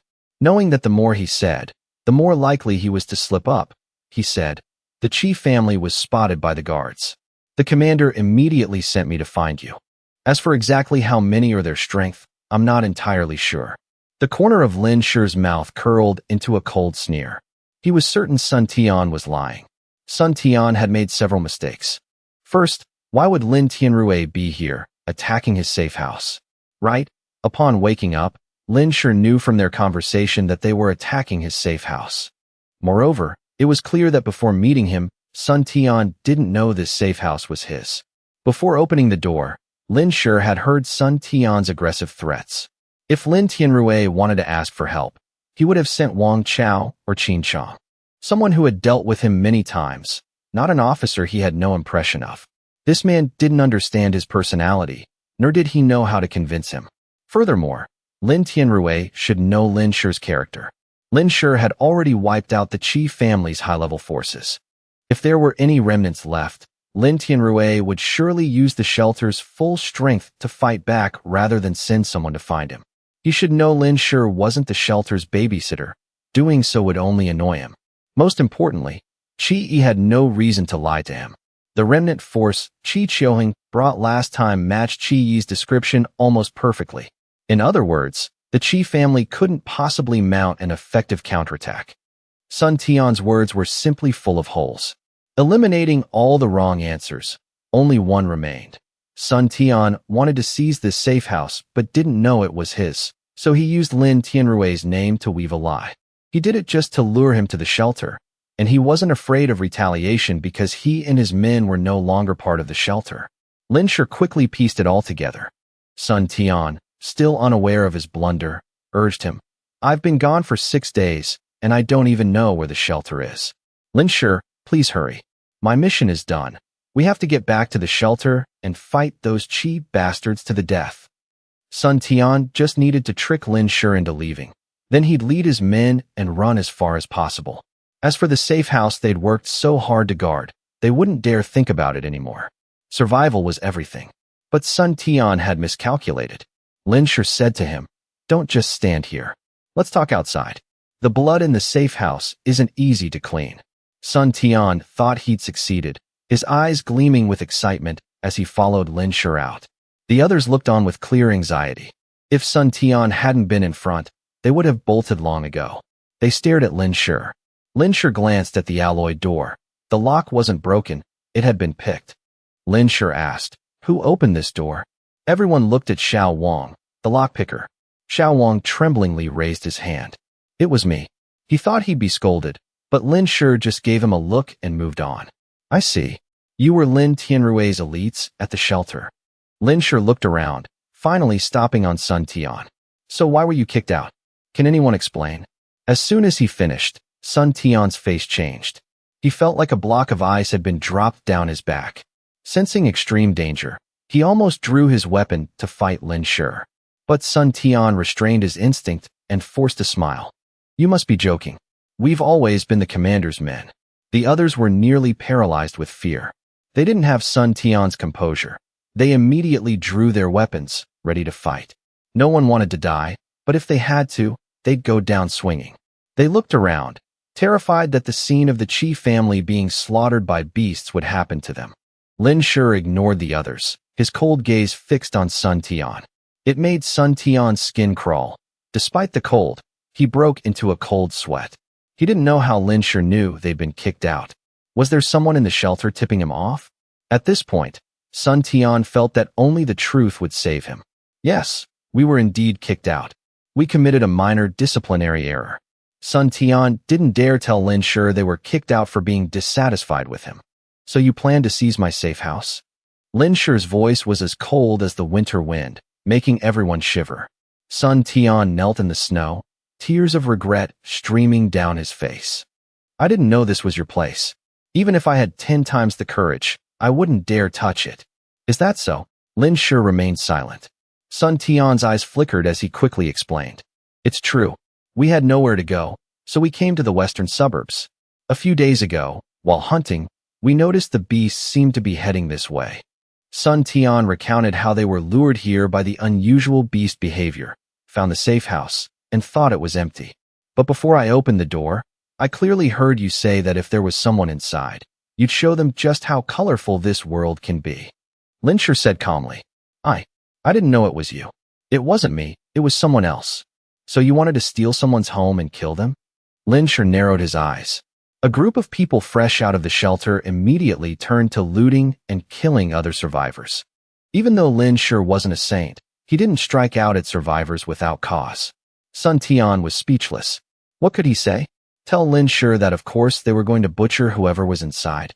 If he denied it, he couldn't deny he'd said those words and actually intended to do it. I'm sorry. I was wrong. Sun Tian bowed his head, but inwardly he felt no guilt. Lin Shi could kill hundreds of people easily. What was a few more if someone else was in the safe house? He'd worked so hard to build authority with his team, and now Lin Shi had destroyed it completely. He'd been enjoying a comfortable life in the shelter and was kicked out because of Lin Shi. Resentment bubbled up inside Sun Tian, a dark glint in his eyes. Lin Shi frowned. Seeing Sun Tian bow his head in silence, his gaze shifted to the other soldiers. He was curious why Lin Tianrui had kicked them out. Just then, faint footsteps approached from the slope. Liao Bang climbed up the hill. Seeing so many people there, he was stunned. Then he saw Lin Shi. Boss, what's going on with these people? Liao Bang and Sun Tian's eyes met, and he immediately recognized him. Sun Tian. After Lin Tianrui kicked them out, he'd made an announcement to prevent them from coming back to cause trouble or deceiving people. So, Liao Bang knew they'd been exiled. He also knew the inside story of why they were kicked out. He was naturally furious at these ungrateful wolves. Now, seeing the safe house damaged and Sun Tian kneeling in repentance, he assumed they'd caused it. Fearing Lin Shi might go easy on them because of Lin Tianrui, he quickly warned him. Boss, these guys were kicked out of the shelter. They're not the commander's men. They were kicked out because... Seeing Liao Bang, Sun Tian grew even more uneasy. Hearing Liao Bang about to tell Lin Shi the real reason they were exiled, he finally couldn't hold back anymore. He struck. Before Liao Bang could finish, Sun Tian suddenly lunged. He charged at Lin Shi, who had turned to listen to Liao Bang and seemingly wasn't paying attention. He swung a sharp knife toward Lin Shi's throat. Sun Tian thought that once Lin Shi knew the truth, he'd kill them anyway, so he didn't count on luck. He immediately activated his genetic lock, attacking Lin Shi's vitals with everything he had. The others, already sweating with fear, also drew their weapons and lunged. Watch out! Liao Bang saw the sneak attack and shouted. He rushed forward, intending to take the blow for Lin Shi. But it wasn't necessary. A blood-curdling scream rang out. Sun Tian, who was behind Lin Shi, was suddenly sent flying. Lin Shi's speed was so fast that Sun Tian didn't even see the movement before he was hit. Pain surged through him, and he screamed. The others couldn't react in time. Seeing they'd hit the wrong person, they were stunned, their actions becoming clumsy. Sun Tian took over a dozen stabs and fell unconscious in the snow. Lin Shi snatched a knife from one of them and instantly ended several lives. What surprised Lin Shi was that Liao Bang rushed in from behind the crowd, a dagger appearing in his hand as he aimed straight for the throat of one of the attackers. In the blink of an eye, he killed two. Lin Shi had never seen Liao Bang kill. In front of him, Liao Bang was always humble, polite, calm, and steady. Now, Liao Bang's eyes were full of rage and killing intent, every strike lethal. This made Lin Shi realize that even without him, Liao Bang could have survived perfectly well in the apocalypse. After all, at the very beginning when it was most dangerous, Liao Bang had survived alone and found him. Without a word, he was ready to keep working for him. In just a few breaths, only 3 people were left standing: Lin Shi, Liao Bang, and Xiao Wang. Xiao Wang, his real name was Wang Qingxin, was so terrified he couldn't even hold his weapon.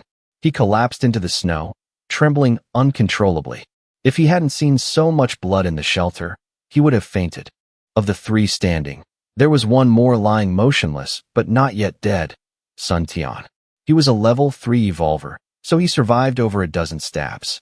But with that much blood loss, death was only a matter of time without medical help. Sun Tian lay in the snow, struggling to roll over. He glared at Lin Shi with pure hatred. You're just. Sun Tian was about to say he only won because he was stronger. He thought Lin Shi's earlier questioning was just an act, that he was a cold, heartless killer who just wanted an excuse. Even if he hadn't attacked, Lin Shi wouldn't have spared them. But Sun Tian was wrong. Although Lin Shi was angry they'd broken his chimney lock, the main door was fine. If they'd stayed to fix the locks, Lin Shi would have considered their hard work in defending the place and let them go. But since they attacked him, the nature of the situation changed. Sun Tian's own paranoia was his downfall. Lin Shi didn't bother explaining to a dead man.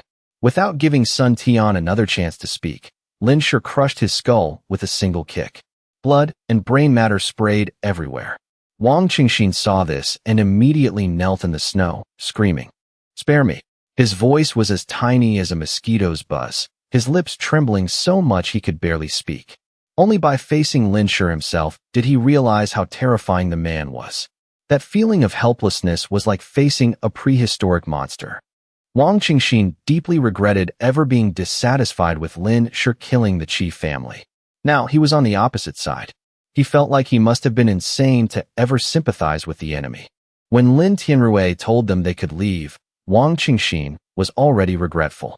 But Lin Tianrui didn't give them a second chance. For the past few days, though he acted calm, he was drowning in regret. When everyone attacked Lin Shi, only Wang Qingxin hesitated. He looked up. Before, he hadn't dared to look Lin Shi in the eye. Now he finally found the courage, crying out, "I'm sorry, Hero Li. We were so wrong. We shouldn't have sympathized with the enemy. I shouldn't have thought you were cruel. I was wrong. I'm so sorry. Truly sorry." Wang Qingxin repented, and Lin Shi finally understood why they were exiled. Lin Tianrui was certainly efficient.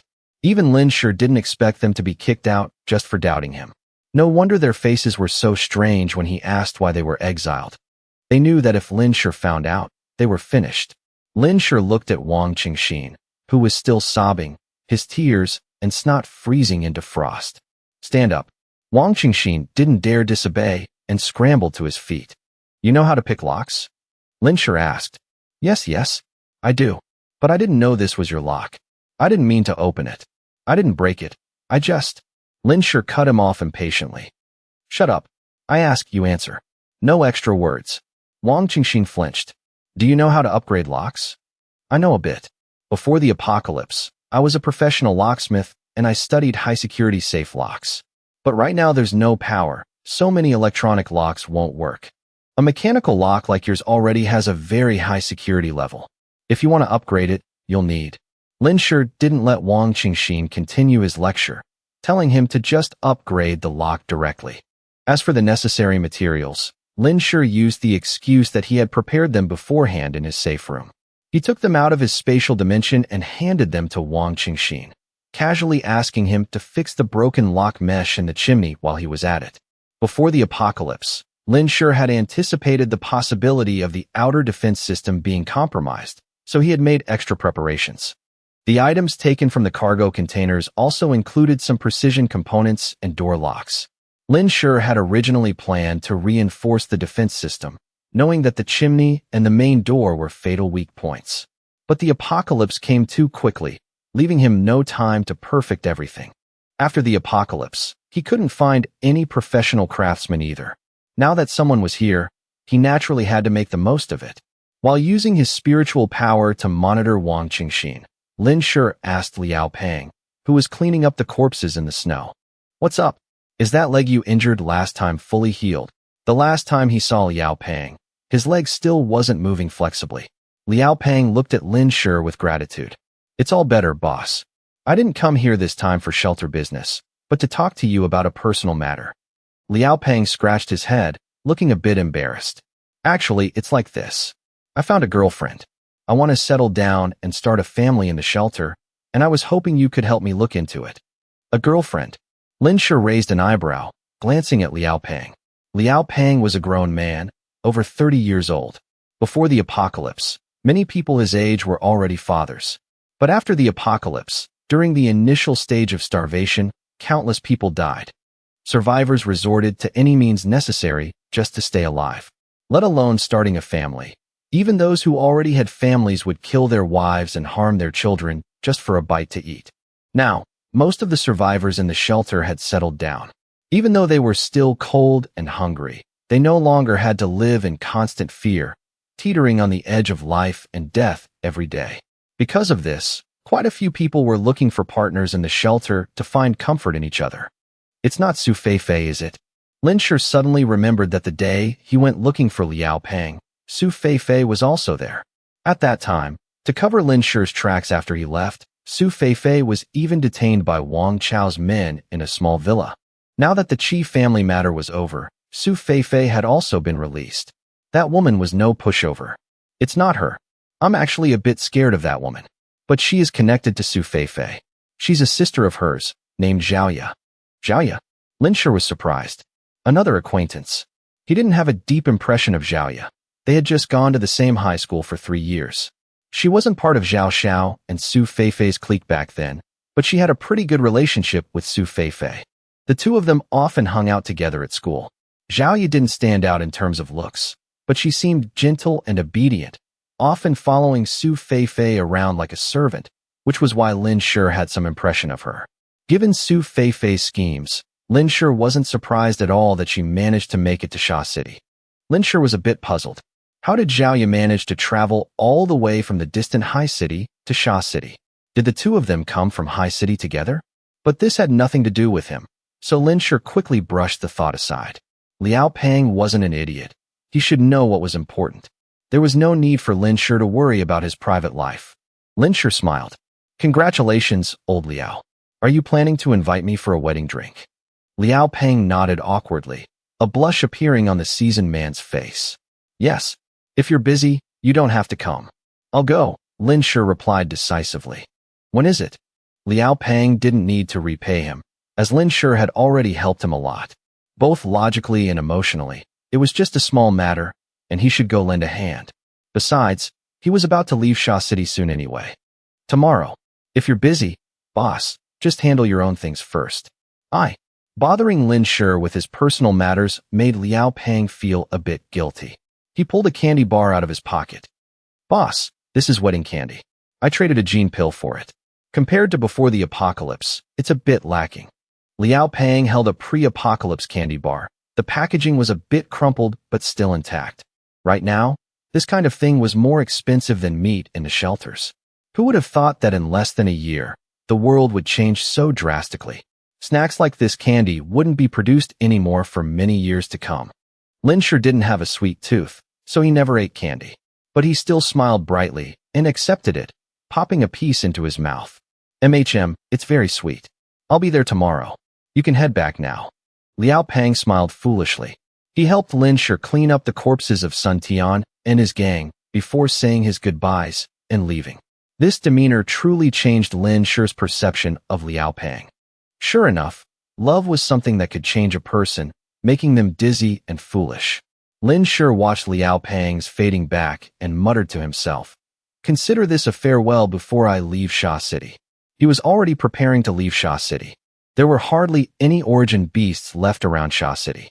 If he wanted to continue growing stronger, he absolutely had to go to places further away. After consuming the ginseng essence, he felt like he had touched the threshold of the 6th tier.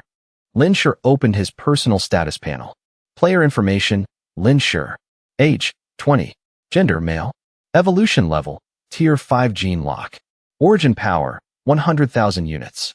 Spiritual power, 2,432 units. Psychic power. Detected that the player's origin power meets the requirements for the next evolution tier. Warning, 5,000 units of psychic power required to level up. Short of 2,568 units of psychic power. What the? His eyes widened as he muttered in disbelief. He knew it would increase by a lot, but he never expected it to jump this much. In that case, that ginseng root must have had at least the essence of a Tier 5 mutant involved. He really hit the jackpot. 100,000 points of origin power. He had finally touched the threshold of Tier 6. Originally, he had over 84,000 points. After drinking the ginseng essence, it increased by over 15,000 points. Since he had hit the limit, he didn't know if a portion of the origin power had been wasted. His spiritual power had increased by nearly 1,000 points while he was unconscious. This was absolutely his biggest breakthrough to date. At this moment, a sudden thought struck Lin Shi. If someone was lucky enough to find a high-tier mutated plant and eat the whole thing, could they directly evolve from Tier 1 to Tier 4, or even Tier 5? After all, this time he gained over 10,000 points of origin power and nearly 1,000 points of spiritual power. Previously, for Lin Shi to evolve to Tier 5, he needed 10,000 points of origin power and 1,000 points of spiritual power. So, if a Tier 1 evolver obtained and absorbed this ginseng root, leveling up directly to Tier 5 was entirely possible. However, one had to consider whether a Tier 1 evolver's physique could withstand such a massive amount of energy. He recalled the agonizing pain when he drank all the ginseng essence. If the body couldn't handle that colossal surge of energy, the result would be exploding and dying on the spot. 2,568. Lin Shi read the number again. He was still short 2,568 points of spiritual power to unlock the Tier 6 gene lock. If he could get his hands on a few more mutated plants of this caliber, no, even other mutated herbs or plants would do. He would be able to unlock the Tier 6 gene lock in a very short time. Lin Shi's eyes lit up, but he quickly regained his composure. Harvesting a Tier 5 medicinal herb was as hard as ascending to the heavens. It was pure luck that he found it. Mutated plants were already hard enough to find, let alone mutated medicinal herbs. Finding a second one in a short amount of time was practically impossible. He only got this one thanks to an origin beast with a special talent, like the long-armed ape. Now, the area around Sha City had been completely scoured by them, and no other mutated plants could be found. If he wanted to find mutated plants or mutants, he could only go elsewhere. Thinking of this, Lin Shi's resolve to leave Sha City grew even firmer. Right at that moment, Lin Shi suddenly remembered Demon King and the others. Previously, just increasing his spiritual power by 200 points had put him in a coma for 2 or 3 days. How long had he been out this time? Ever since his first coma left Demon King and the gang starving for 3 days, Lin Shi would occasionally leave some backup food in the biological dimension for Demon King to watch over. Because of this, after discovering Sun Tian and the others, he hadn't had the chance to check the situation inside the dimension. Lin Shi turned his back to Wang Qingxin and focused his consciousness into the dimension. Seeing the scene inside, Lin Shi didn't know whether to laugh or get mad. Inside the dimension, Demon King, along with Tyrant and the wolf pack behind them, were in a standoff with the striped panther and the long-armed ape's subordinates.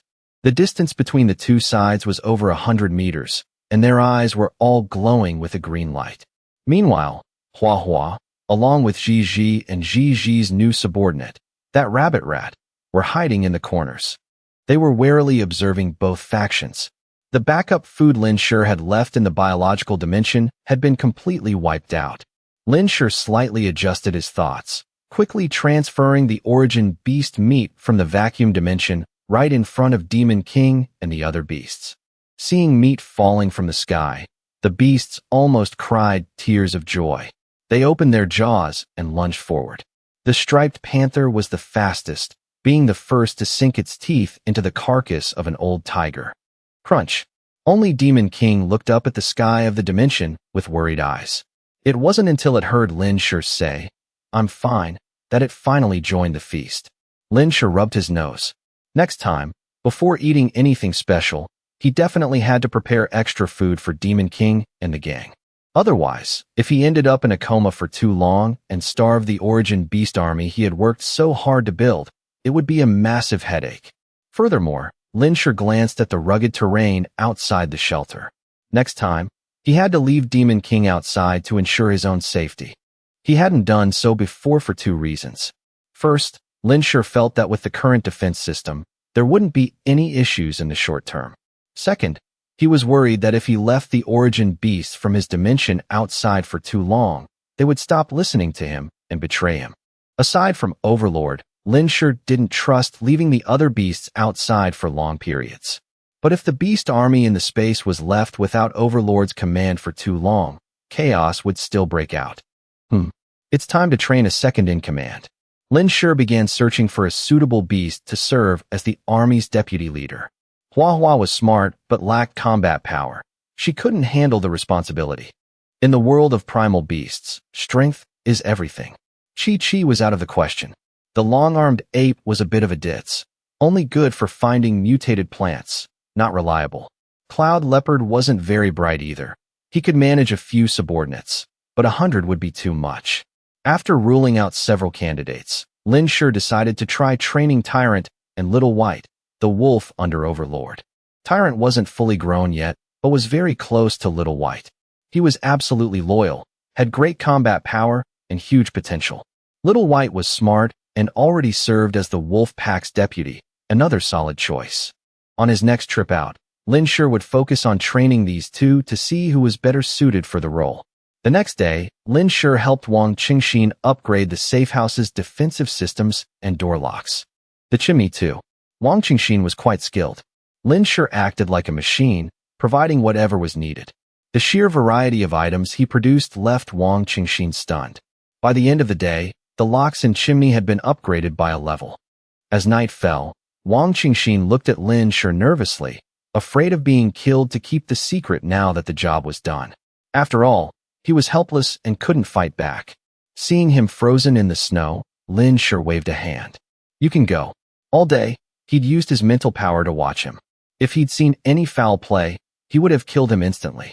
But Wang Qingxin hadn't. Plus, he hadn't participated in Sun Tian's attack. Lin Shi was planning to leave Sha City, so he wasn't worried about the safe house's location being leaked. He was taking the safe house with him. Besides, Lin Shi didn't want to kill an innocent man. The higher his evolution level, the less human he felt. He wanted to keep that last bit of his humanity. Wang Qingxin looked at Lin Shi in surprise. He really thought he'd be silenced since he was the only one left of the 30-odd men. Do you want to stay for dinner?" No.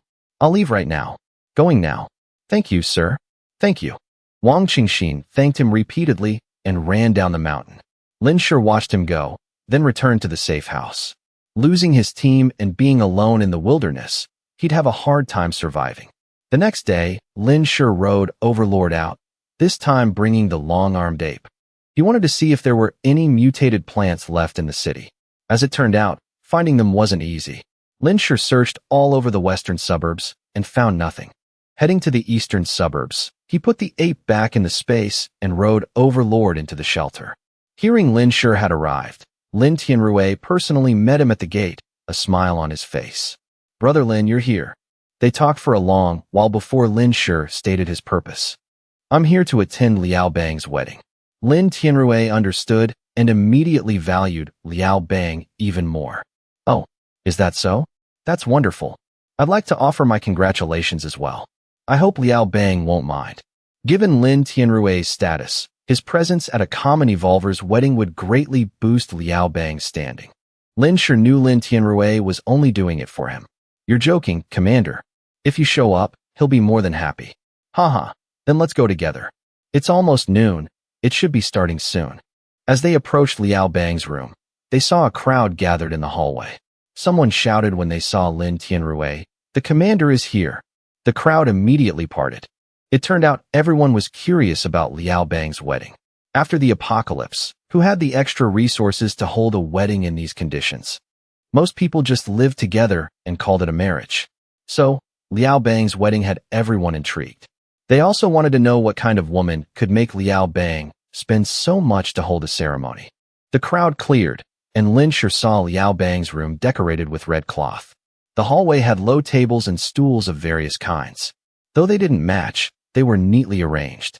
Liao Bang must have heard the commotion and stepped out. His eyes lit up when he saw Lin Shi. Bo.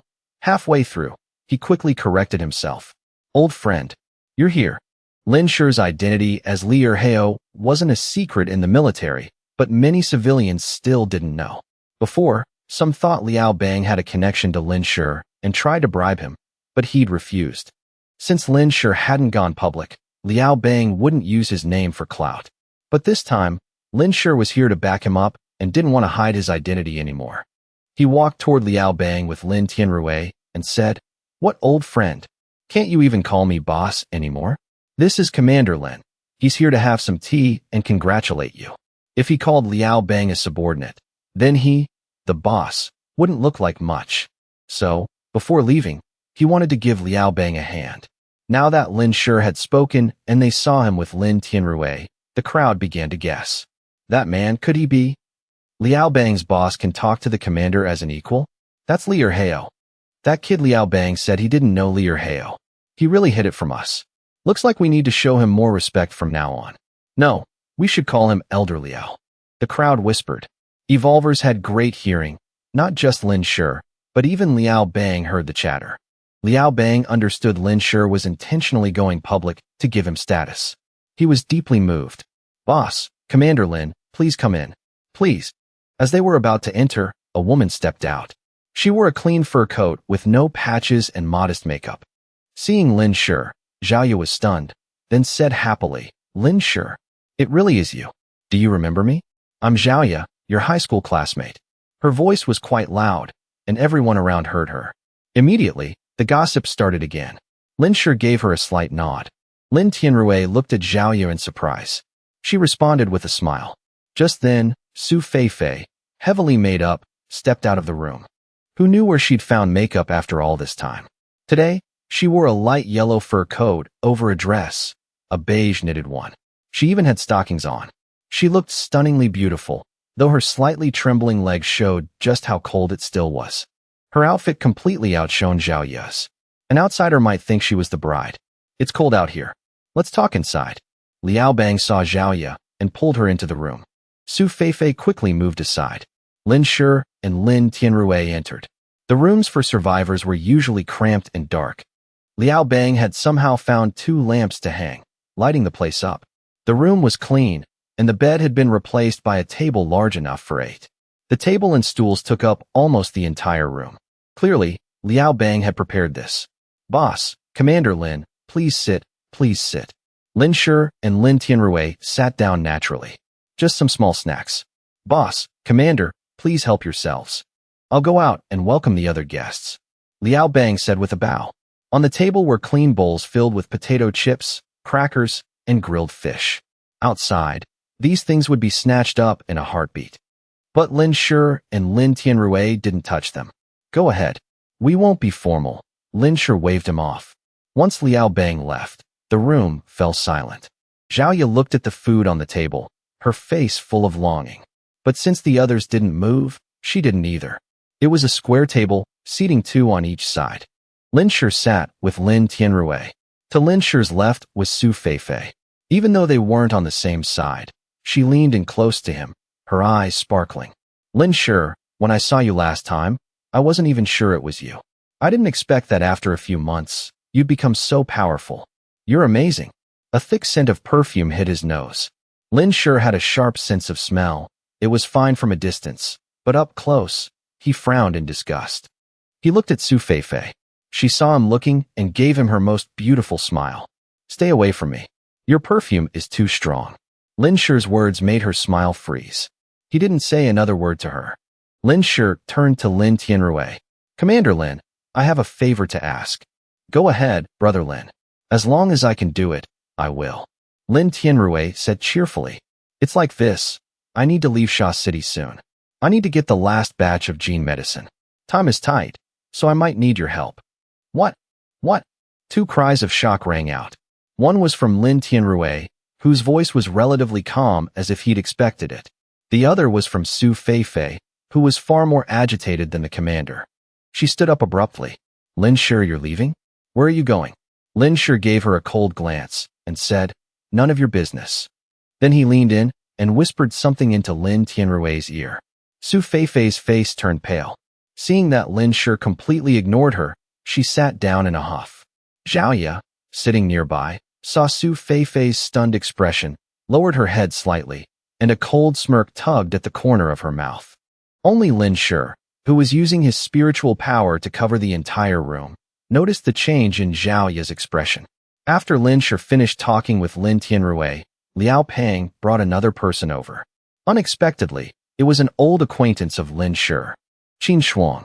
Since Qin Shuang had helped Liao Pang after finding out he was Lin Shi's man, it wasn't surprising that they knew each other. Lin Shi looked at Qin Shuang in surprise. Their eyes met. Ever since Lin Shi revealed his true identity, the two had barely seen each other. Qin Shuang's gaze was complicated. After glancing at Lin Shi, she quickly looked away and walked straight to the seat on Lin Tianrui's left.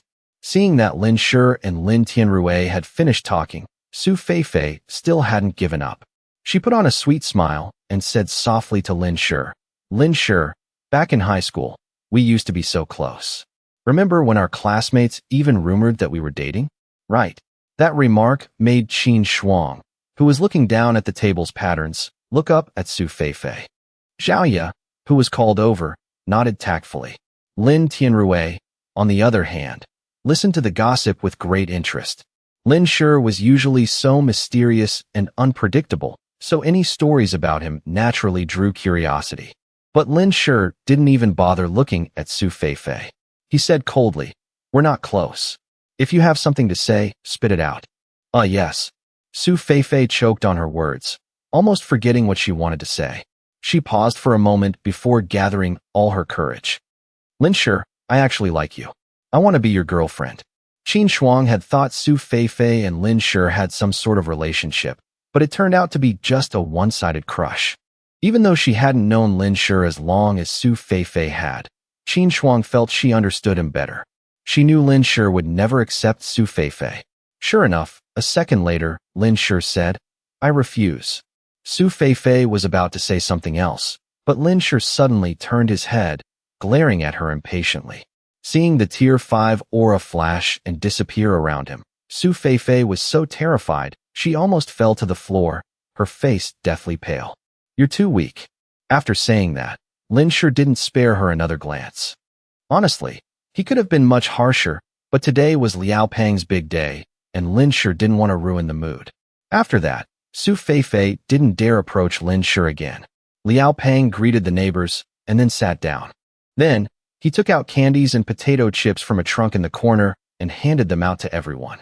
Outside, cheers and congratulations immediately erupted. Wang Liang quickly brought over a large lunchbox from the adjacent hallway. For this engagement, Liao Pang had asked Wang Liang to order a few dishes from the cafeteria and borrow their equipment to keep the food warm. Once Wang Liang arrived, everyone was present. The whole room was filled with Lin Shi's acquaintances. After chatting with everyone, Wang Liang saw Lin Shi and stared at him intently. He was now an insider, so he naturally knew that Li Erheo was Lin Shi, and Lin Shi was Li Erheo. Lin Shi had saved Wang Liang's life, a debt Wang Liang would never forget. Everyone enjoyed the meal Liao Pang had specially ordered, a plate of Tier 1 prime beast meat, accompanied by good tea kept warm in a thermos. Afterward, Liao Pang announced to everyone that he and Zhao Yu would spend the rest of their lives together. He also thanked Lin Shi and Lin Tianrui for attending. Only Su Feifei was still pouting, unable to get over Lin Shi's rejection. The engagement party was considered a complete success. Before leaving, Lin Shi told Liao Pang that he would be going far away soon. Liao Pang looked very regretful but didn't say much, only telling Lin Shi to be careful. Wang Liang stood nearby, staring intently as if he wanted to say something. Lin Shi patted Wang Liang's shoulder, declined Liao Pang's offer to see him off, and left the building with Lin Tianrui. "Brother Lin, want to come sit in my office for a bit?" Lin Tianrui asked Lin Shi.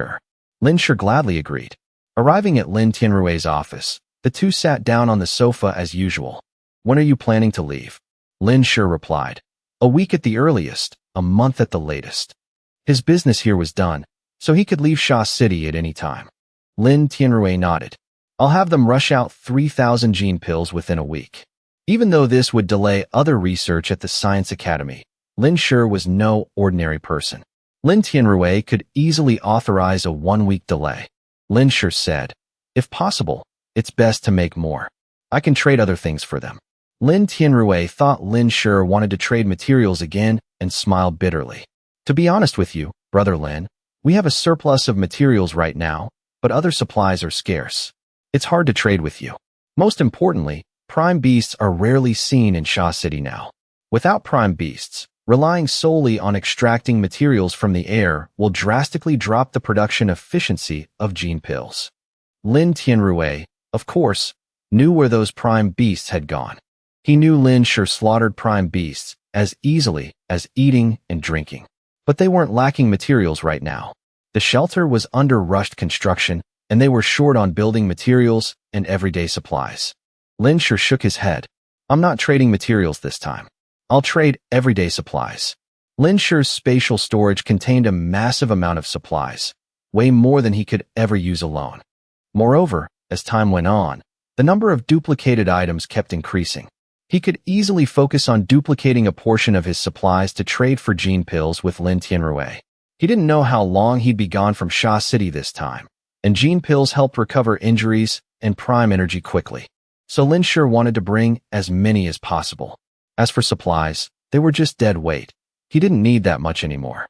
"I'll trade 30 tons of everyday supplies for 3,000 gene pills." 30 tons. Lin Tianrui was startled, then immediately overjoyed. "Brother Lin, are you serious?" Lin Shi replied, "Dead serious." He planned to trade Lin Tianrui some items that could help speed up the shelter's development. That included a lot of electronics, materials, components, processing equipment, and clothes. Fabrics, too. Even though most of the electronics and equipment were damaged, with a little repair, they could likely still be used, or even repurposed for other things. As for clothes and fabrics, the shelter was in desperate need of them. Many people were already scavenging fabric scraps from Sha City to patch together padded jackets. Even if they weren't made into padded jackets, they could be used as innerwear to rotate and wash. These were all highly scarce supplies right now. 30 tons, it wasn't a massive amount, but it certainly wasn't small either. Lin Shi had already thought of an excuse. "I happened to dig up a large logistics warehouse and found a lot of stuff. There's too much for me to carry or use, so I want to trade some with you before I leave." "Then I must thank you, Brother Lin." Lin Tianrui smiled, so wide his eyes crinkled. He didn't need to know where these things came from. Whatever Lin Shi said, he believed, as long as it benefited the shelter. Digging into the origins would only lead to a dead end. Both men were pleased. Lin Shi and Lin Tianrui agreed that the gene pills would be delivered within a month, and Lin Shi would transport the supplies to the shelter within that same time frame. After reaching the agreement, Lin Shi rode the Demon King out of the shelter and returned to his safe house. The first thing he did was confirm there was no one around.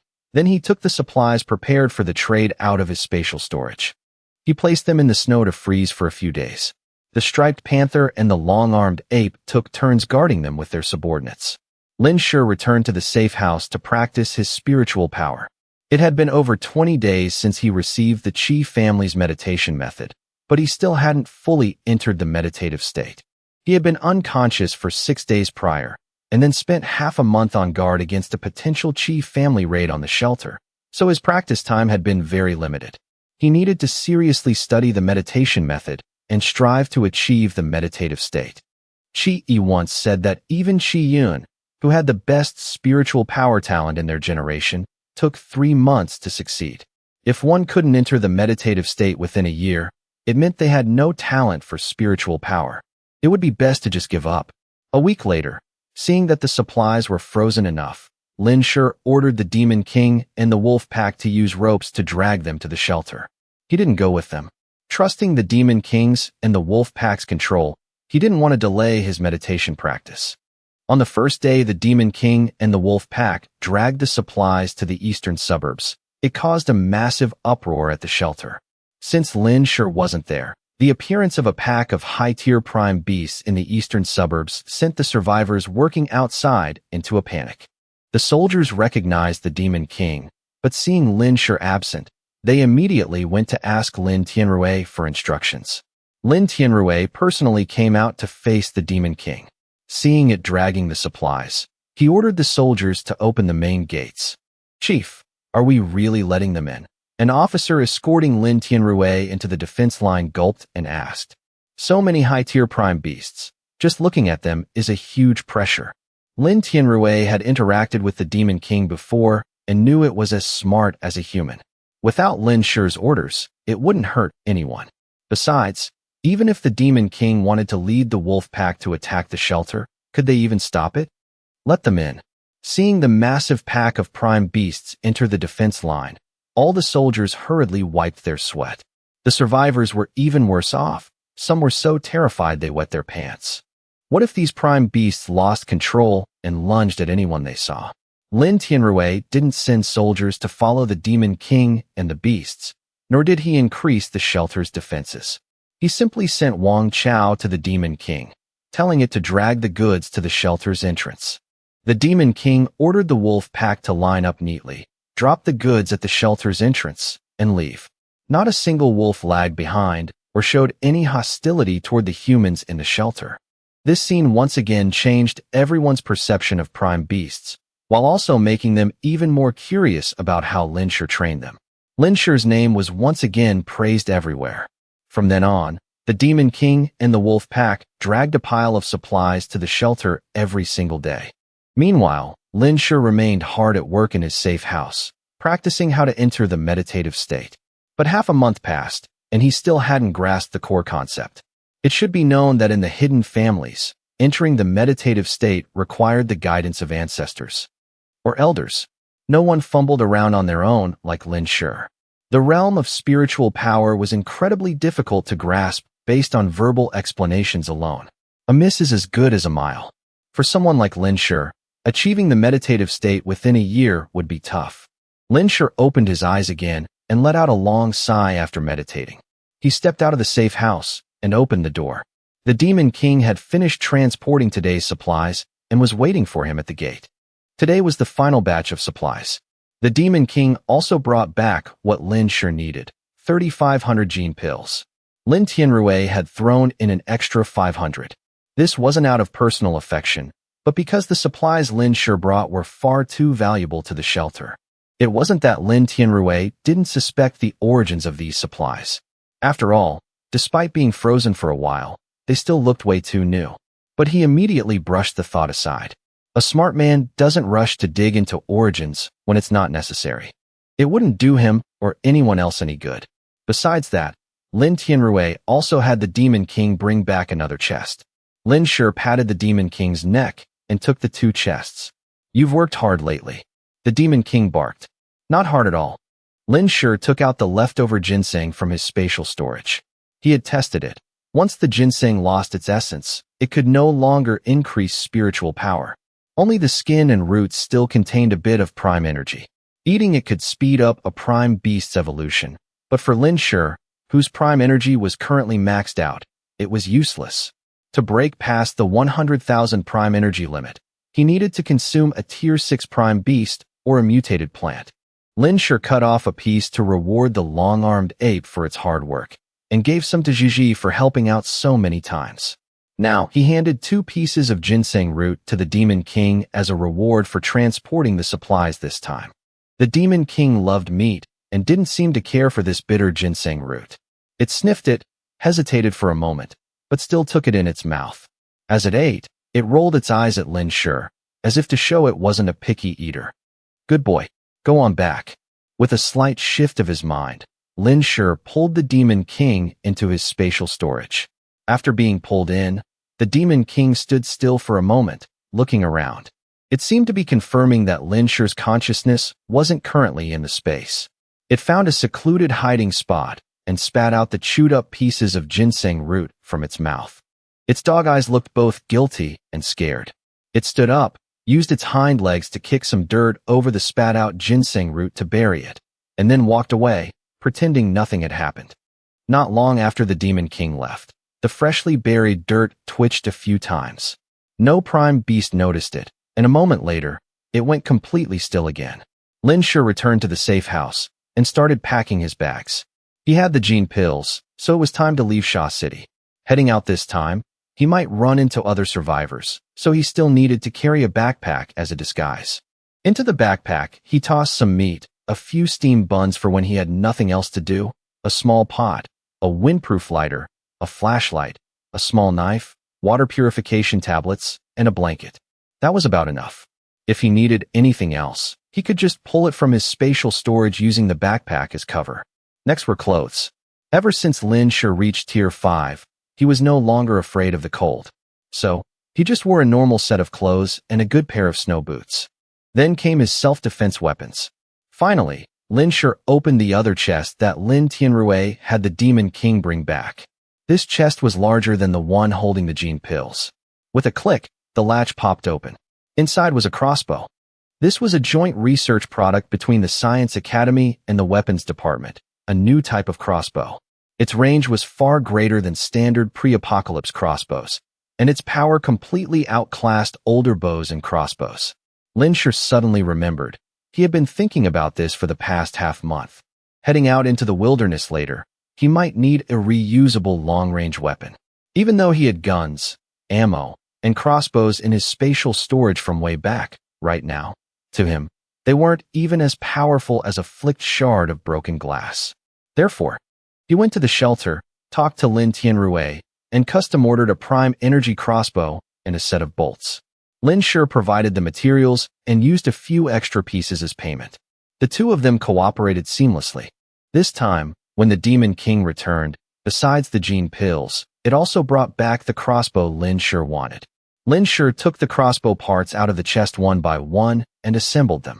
10 minutes later, a massive, pure white crossbow appeared in his hands. If scaled down, its shape was quite similar to a domestically produced pre-apocalypse repeating crossbow, but its size was 4 or 5 times larger. The entire crossbow was white, the best camouflage color in this apocalyptic ice world. Holding it, it felt heavy and cold. Inside the chest were also 10 bolts, each over a meter long and about 2 fingers thick. They were massive and sturdy, with blood grooves on the arrowheads, looking incredibly sharp. Lin Shi ran his finger over one of the bolts. Just a light touch sliced his skin open. A tiny drop of blood appeared on his fingertip, but it sealed shut in the blink of an eye. This was the defensive capability of a Tier 5 mutant. As expected of bolts made from Tier 5 materials, Lin Shi muttered in satisfaction.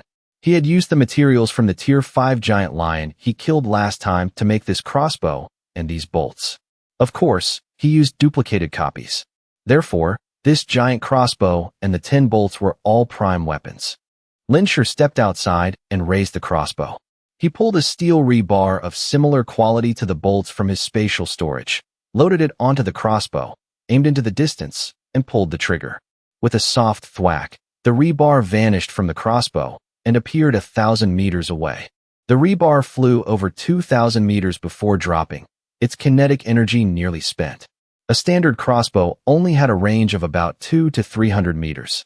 This giant crossbow had a range of over 2,000 meters, leaving Lin Shi absolutely astonished. More importantly, he hadn't even channeled his prime energy, nor had he used a prime bolt.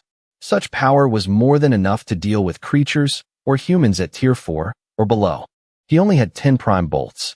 If just a piece of rebar could produce such massive power, he could prepare a few more to use in normal situations. After that, Lin Shi took out a prime bolt and loaded it. The prime energy in his body quickly surged to his hands, then poured wildly into the crossbow and the bolt. Once he couldn't infuse any more prime energy, Lin Shi aimed at a distant town. Fire. The moment his fingers slipped off the trigger, the bolt vanished from sight. Whoosh, too fast. Lin Shi had fired toward the northeast at the foot of the mountain, but he couldn't see where the bolt landed. The bolt's speed had completely surpassed Lin Shi's naked eye observation. Lin Shi sucked in a breath of cold air, put the crossbow away, and immediately took off running. He had to find that bolt. After running nearly 3 kilometers to the northeast, he finally saw a high-rise building with a window shattered by the bolt. But when he went inside, Lin Shi didn't find the bolt in that room. He quickly realized the bolt had pierced straight through this room, punched through 5 other buildings in a straight line to the northeast of the complex, and then crashed into a snowbank over 1,000 meters away. In the end, Lin Shi had to dig 3 meters deep into the snow to find the bolt he had fired. Too strong, Lin Shi marveled. Wiping the dirt off the bolt, he held it up and inspected it closely. There wasn't a single scratch on it. It was completely intact. Lin Shi stored the bolt back into his spatial storage. He could now roughly picture the power of this prime bolt. If it hit a Tier 5 creature in a vital spot, it would absolutely be a one-shot kill. Anything below Tier 5 wouldn't be able to block it at all. Calling this a heavy weapon specifically meant for dealing with high-tier creatures was no exaggeration. Lin Shi had never encountered a Tier 6 creature. If he did, he really wanted to test if it could break through a Tier 6 creature's defenses. On his way back, Lin Shi conveniently picked up the steel rebar. This thing was reusable. He couldn't waste it. Returning to the safe house, he took some fabric from his spatial storage, made a quiver, neatly arranged everything, and stored both the crossbow and the bolts away. Everything was ready. Next was packing up the safe house. Lin Shi had previously decided to bring the safe house with him so he'd have a comfortable place to rest on the road. With such a good shelter, he could survive in the wild with peace of mind. Besides, if he left Sha City for too long and his safe house was occupied or destroyed by someone, he would definitely be furious. The consequences would be severe. As for how to bring the safe house along, it was very simple. He just needed to pull the current safe house into his spatial storage. With his storage capacity, fitting a safe house was no problem at all. The safe house had 2 floors. The lower floor was a bit deeper than the upper one, about 6 or 7 meters down. But this depth was nothing to Lin Shi. He had masterful digging skills. With a thought, Lin Shi summoned Gigi, the long-armed ape, and the striped panther from his spatial storage, conveying his intentions to them. The long-armed ape and the striped panther understood Lin Shi's words and immediately sprang into action. The entire structure of the safe house was a single, unified block. The interior was also a self-contained system. There was only one water pipe connected to the well at the top of the mountain. All they had to do was cut the pipe. The long-armed ape was very fast and used to the work, so its digging progress was far ahead. Gigi dug with great skill, hitting the mark every time. Despite its small size, its speed was almost on par with the long-armed ape. The striped panther asked, "Master, why are you looking at me like that?" It only took 2 hours for the 3 beasts to finish digging out the safe house. The safe house tilted to one side, separating from the dirt.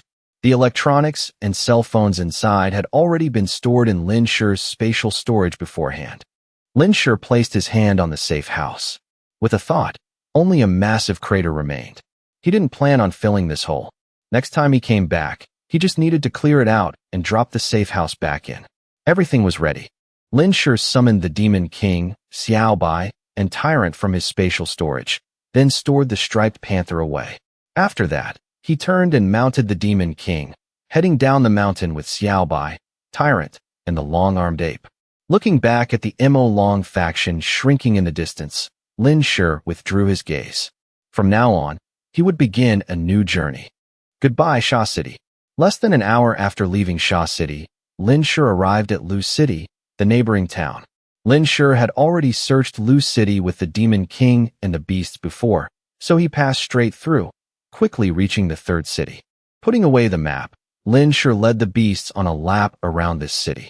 There were almost no survivors left here. It was close to Sha City, so even if anyone survived the beast tide, they were either dead or had fled to Sha City for shelter. Only a few scattered wild beasts remained in the city. When encountering these beasts, Lin Shi didn't even need to lift a finger. Xiao Bai and Tyrant rushed forward and handled them. One man and 4 beasts spent the entire afternoon, and aside from gathering a bit of dinner, they found nothing unusual. They continued onward, heading to the next city. They followed the exact route Lin Shi had planned. This time, he would start from Sha City, sweep through the entire southern province, and then move from south to north, clearing out the provinces and cities one by one. He would kill wild beasts and dig up mutated plants. If he met people, he'd ignore them, unless they had a death wish. As dusk fell, Lin Shi arrived at the 4th city. Only Lin Shi, with his current lineup of entirely tier 4 and above, could achieve this kind of speed. It was too late to scout today. Lin Shi found a deserted open area and used his spiritual power to scan the surroundings. After consuming the ginseng, his spiritual power range had reached a terrifying level. After scanning all the surface structures in this range and confirming there was no one around, he had the long-armed ape dig a shallow pit, then leveled the bottom so the safe house could sit firmly. Even though this left most of the safe house's basement exposed, it was enough for a good night's sleep. Plus, this method only took an hour, saving a lot more energy than digging a hole big enough to completely bury the safe house. Next was returning to the safe house to prepare dinner and portion out food for the beasts. The first night away from Sha City passed peacefully as usual. The next day, just as the sky began to brighten, Lin Shi led the 4 beasts and continued on the road. The journey over the next few days was quite peaceful.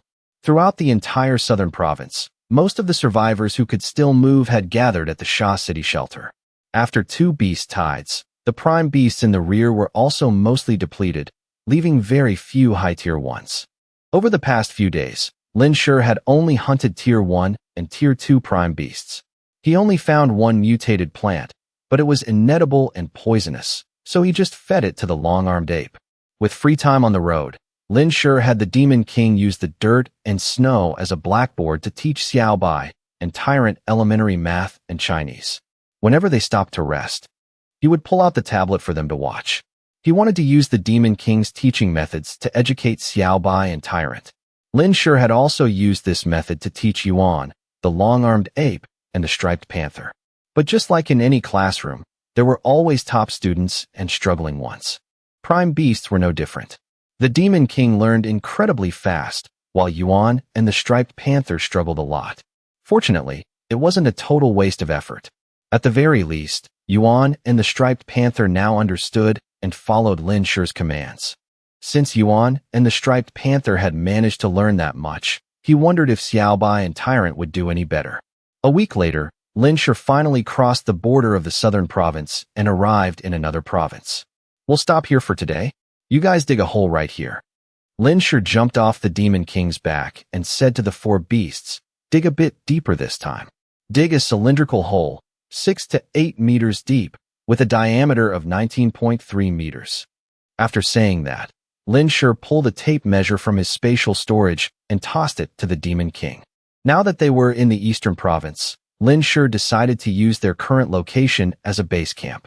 He would sweep the surrounding cities before moving the safe house again. This way, he'd save an hour of digging for the bunker every day. That was why he told the Demon King to dig a hole big enough to fit the safe house today. The Demon King, the long-armed ape, Xiaobai, and Tyrant seemed used to it by now. The Demon King tossed the tape measure aside and started directing the other 3 beasts to dig. After a few days of special training, Xiaobai and Tyrant had grasped numbers from 1 to 100. As tier 4 prime beasts with the intelligence of human adults, learning a few numbers wasn't hard at all. As for the Demon King, it had already finished the entire online elementary and middle school curriculum months ago. So, teaming up with the other 3 beasts to dig a hole that met Lin Shi's exact specifications was a piece of cake. He was training his subordinates' learning and practical skills. After all, you raise beasts for 1,000 days to use them for a single moment.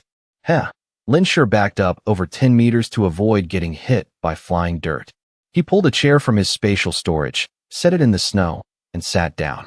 He watched a movie on his tablet, enjoying a rare moment of leisure while simultaneously using his spiritual power to keep an eye on the 4 beasts. The Eastern Province truly was one of the 3 most prosperous provinces in the Xia Kingdom before the apocalypse. It didn't take long for him to spot traces of human activity. At this moment, Over 10 survivors were gathered around the footprints left by the Demon King and the beasts on the road. This location was some distance away from Lin Shi and the beasts. These survivors were dressed in rags. Aside from pre-apocalypse clothing, they wore bits of animal fur. They held all sorts of weapons, mostly old fire axes, makeshift spears, or long-handled bone-cleaving knives. Judging by the wear and tear on their weapons and handles, it seemed this group had been surviving out here for quite a while. This might be an organized group.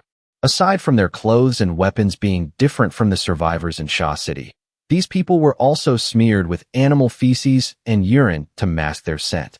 With the apocalypse dragging on this long, survivors in the wild all had their own ways of staying alive. Today, this group's mission was to hunt. They had originally planned to return empty-handed, but unexpectedly, on their way back, they discovered the footprints of Lin Shi riding the Demon King, along with the long-armed ape, Xiaobai, and Tyrant. All dozen or so of them, without exception, wore extremely grim expressions. A young man holding a fire axe pointed at a footprint on the ground and said, "These are prime beast tracks. They're huge. This type of print probably belongs to a wolf." Another person pointed at Xiaobai's tracks. "What's this one?" Yet another pointed at the long-armed ape's tracks. "Looks like an ape." And this one next to it, "Looks like a dog's footprint. It's so big, it's got to be at least tier 4, right?" Ever since the Earth's magnetic field returned to normal, official information about prime beasts had been broadcasted via radio waves. Some survivors who managed to repair radios had compiled a prime beast classification handbook. They differentiated the species and size of prime beasts through their footprints to estimate their tiers. Old Huang, are you kidding me? What kind of dog evolves to tier 4? A wolf, maybe. The man called Old Huang had a fox pelt wrapped around his neck. He was a tier 1 evolver. Hearing his companion's questioning, Old Huang seemed a bit agitated. He argued and explained, "I'm serious. I used to own a dog. Wolves and dogs walk completely differently. Wolves walk in a straight line, while dogs walk with their front and hind legs parallel." The others exchanged glances. Some of them had owned dogs before, too. Old Huang wasn't wrong, but a dog evolving to tier 4 was just too hard to believe. How would it even survive alongside other wild beasts? Don't tell me it's a husky that infiltrated a wolf pack. Hearing that, the others chuckled. They tried to use laughter to dispel the unease in their hearts. The group was referencing a meme that used to be famous on the internet before the apocalypse. Because huskies looked somewhat like wolves, combined with their goofy personalities, netizens used to joke that if a husky infiltrated a wolf pack, it would be absolutely hilarious. Alright, enough rambling. There's also a bear-like footprint here. Judging by the print, it's definitely a bear. At least tier 3. The other 3, based on their size, are also tier 3. For tier 3 prime beasts, hurry back and report to the boss. High-tier prime beasts have entered the city. This city had never seen a tier 4 prime beast, so no one even considered anything tier 4 or above. Furthermore, 4 of them appearing at the same time was completely beyond their comprehension. They were still wondering why 4 tier 3 prime beasts of different species would be traveling together. This was completely different from the officially broadcasted behavioral habits of prime beasts. Let's go. With grim expressions, the dozen or so survivors memorized the footprints and carefully headed back toward their base. Lin Shi's spiritual power had been tracking this group the entire time, right up until they entered an old department store.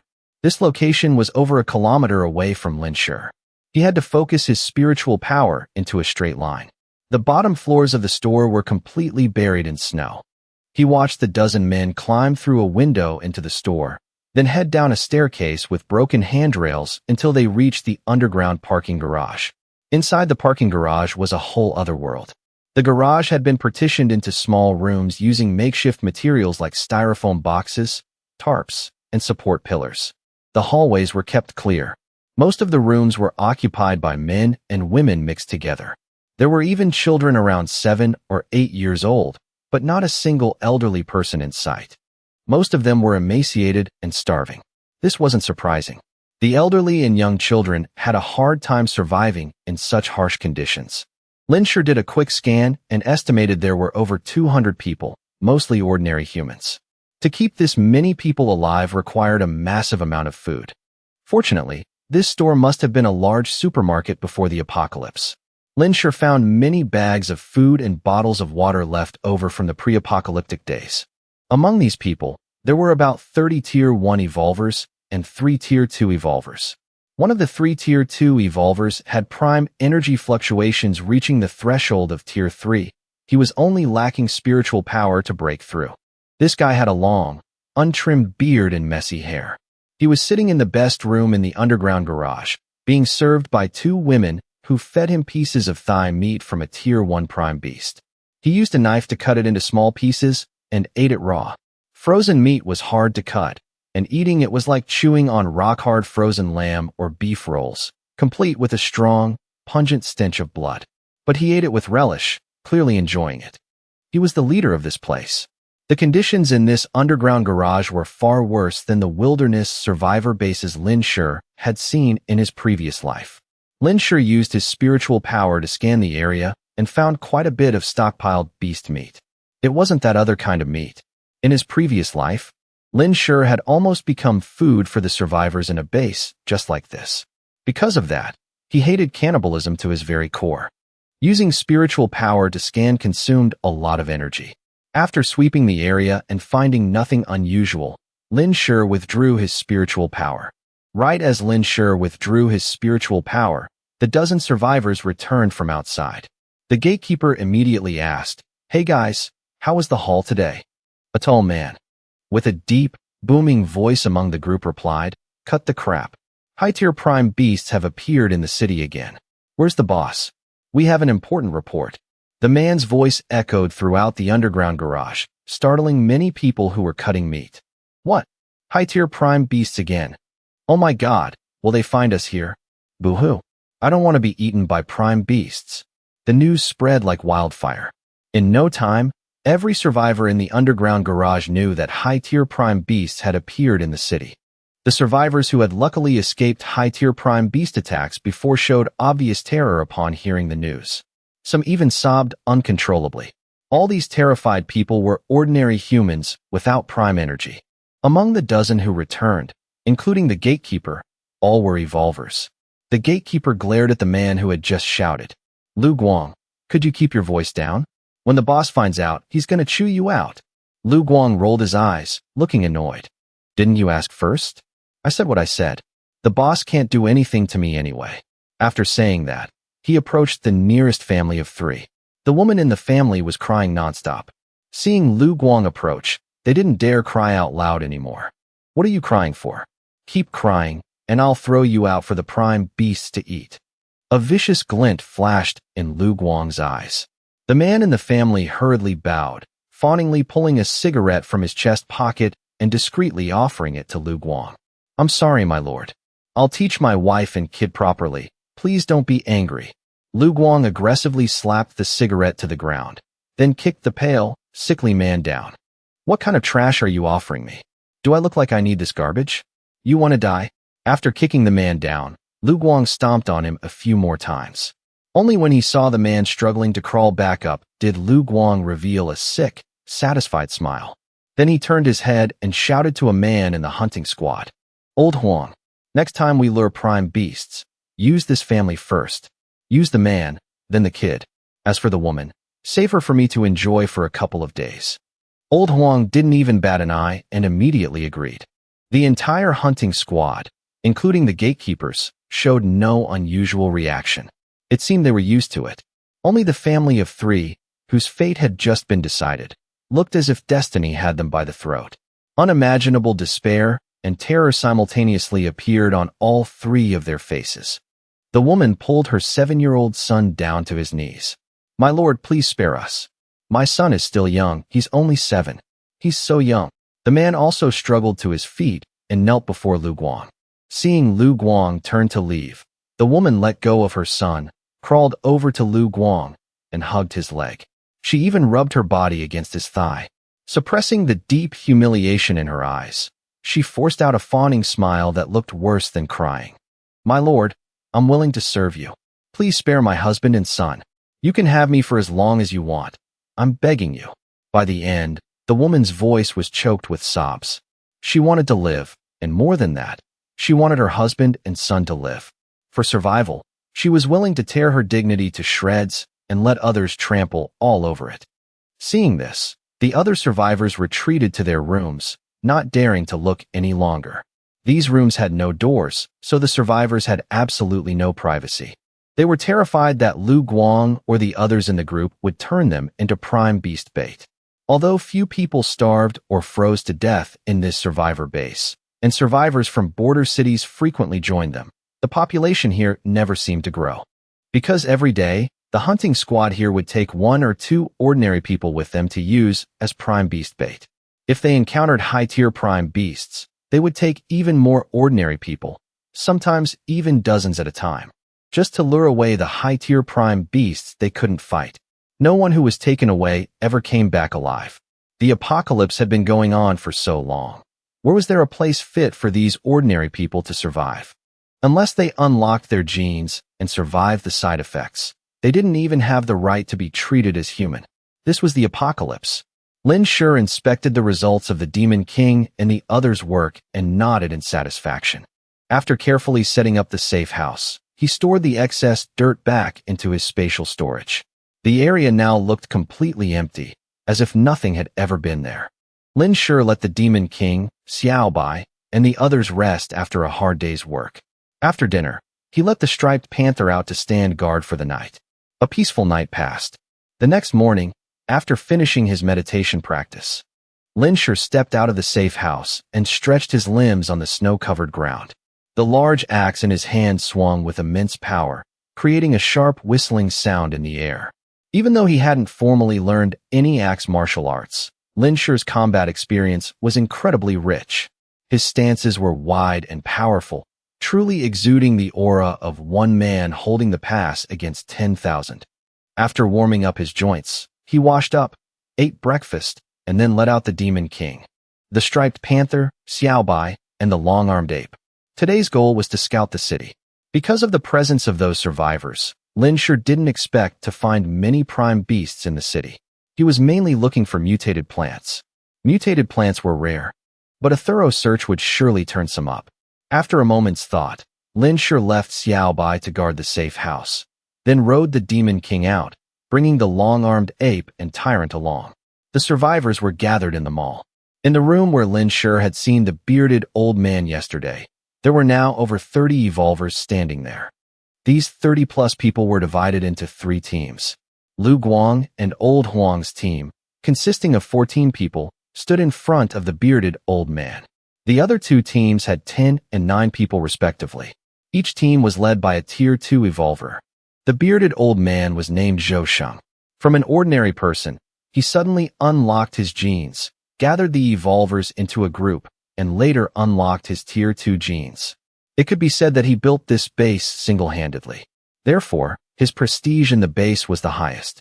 Zhou Sheng stood before the crowd and said, "You all know what happened yesterday. Today, we'll still draw lots to decide which team will deal with those high-tier prime beasts." Yesterday, when Lu Guang and the others returned from their hunt, they reported that 4 Tier 3 prime beasts had appeared in the city. This news caused massive panic in the base.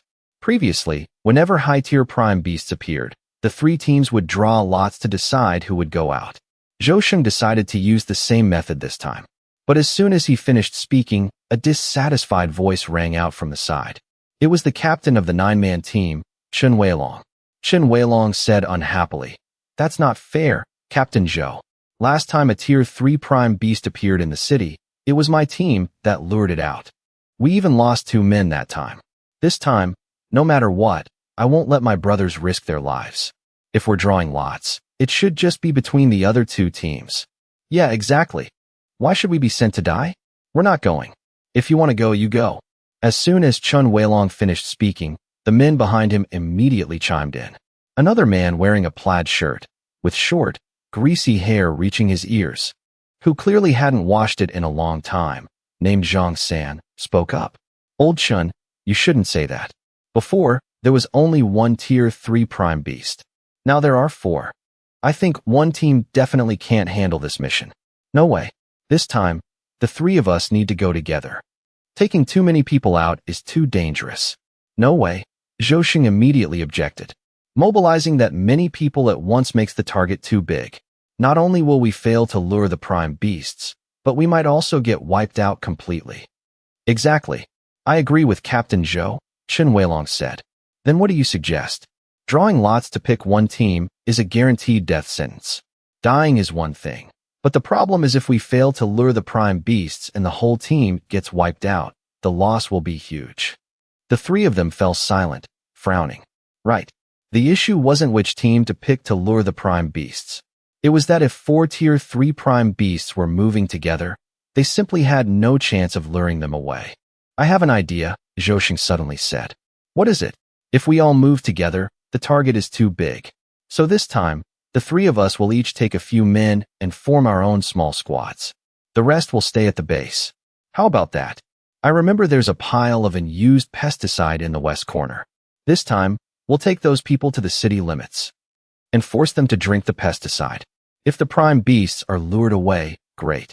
If not, the poison will kill them. We'll play it by ear and see if we should ambush them. Killing them with poison might be tough, but weakening them should definitely work. That's a good idea. Chen Weilong nodded, as expected of Captain Zhou. So thoughtful, Zhang San praised.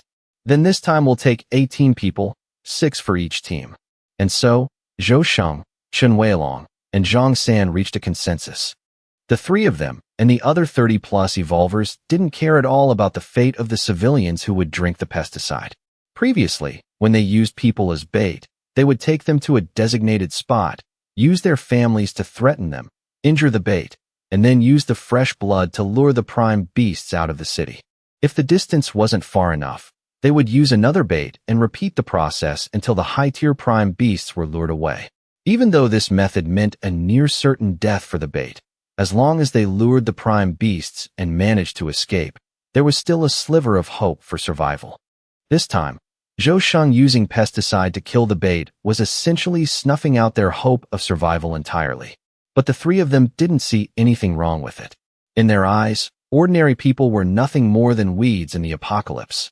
After the 3 finished discussing, they drew lots to pick 5 people from each team, totaling 18 people. On Zhou Sheng's side, Lu Guang and Old Huang were selected. Captain, leave the bait selection to me. Lu Guang was chosen, and he was annoyed. He wanted to vent his anger on the ordinary people. He hadn't been fully satisfied with the woman who came to him last night, so he figured he'd take this chance to satisfy himself a bit more. Go ahead. Pick the people before lunch, then we head out. Zhou Sheng didn't care about the bait selection. After all, the people he kept locked underground were going to die sooner or later anyway. Having received Zhou Sheng's permission, Lu Guang headed back to his quarters.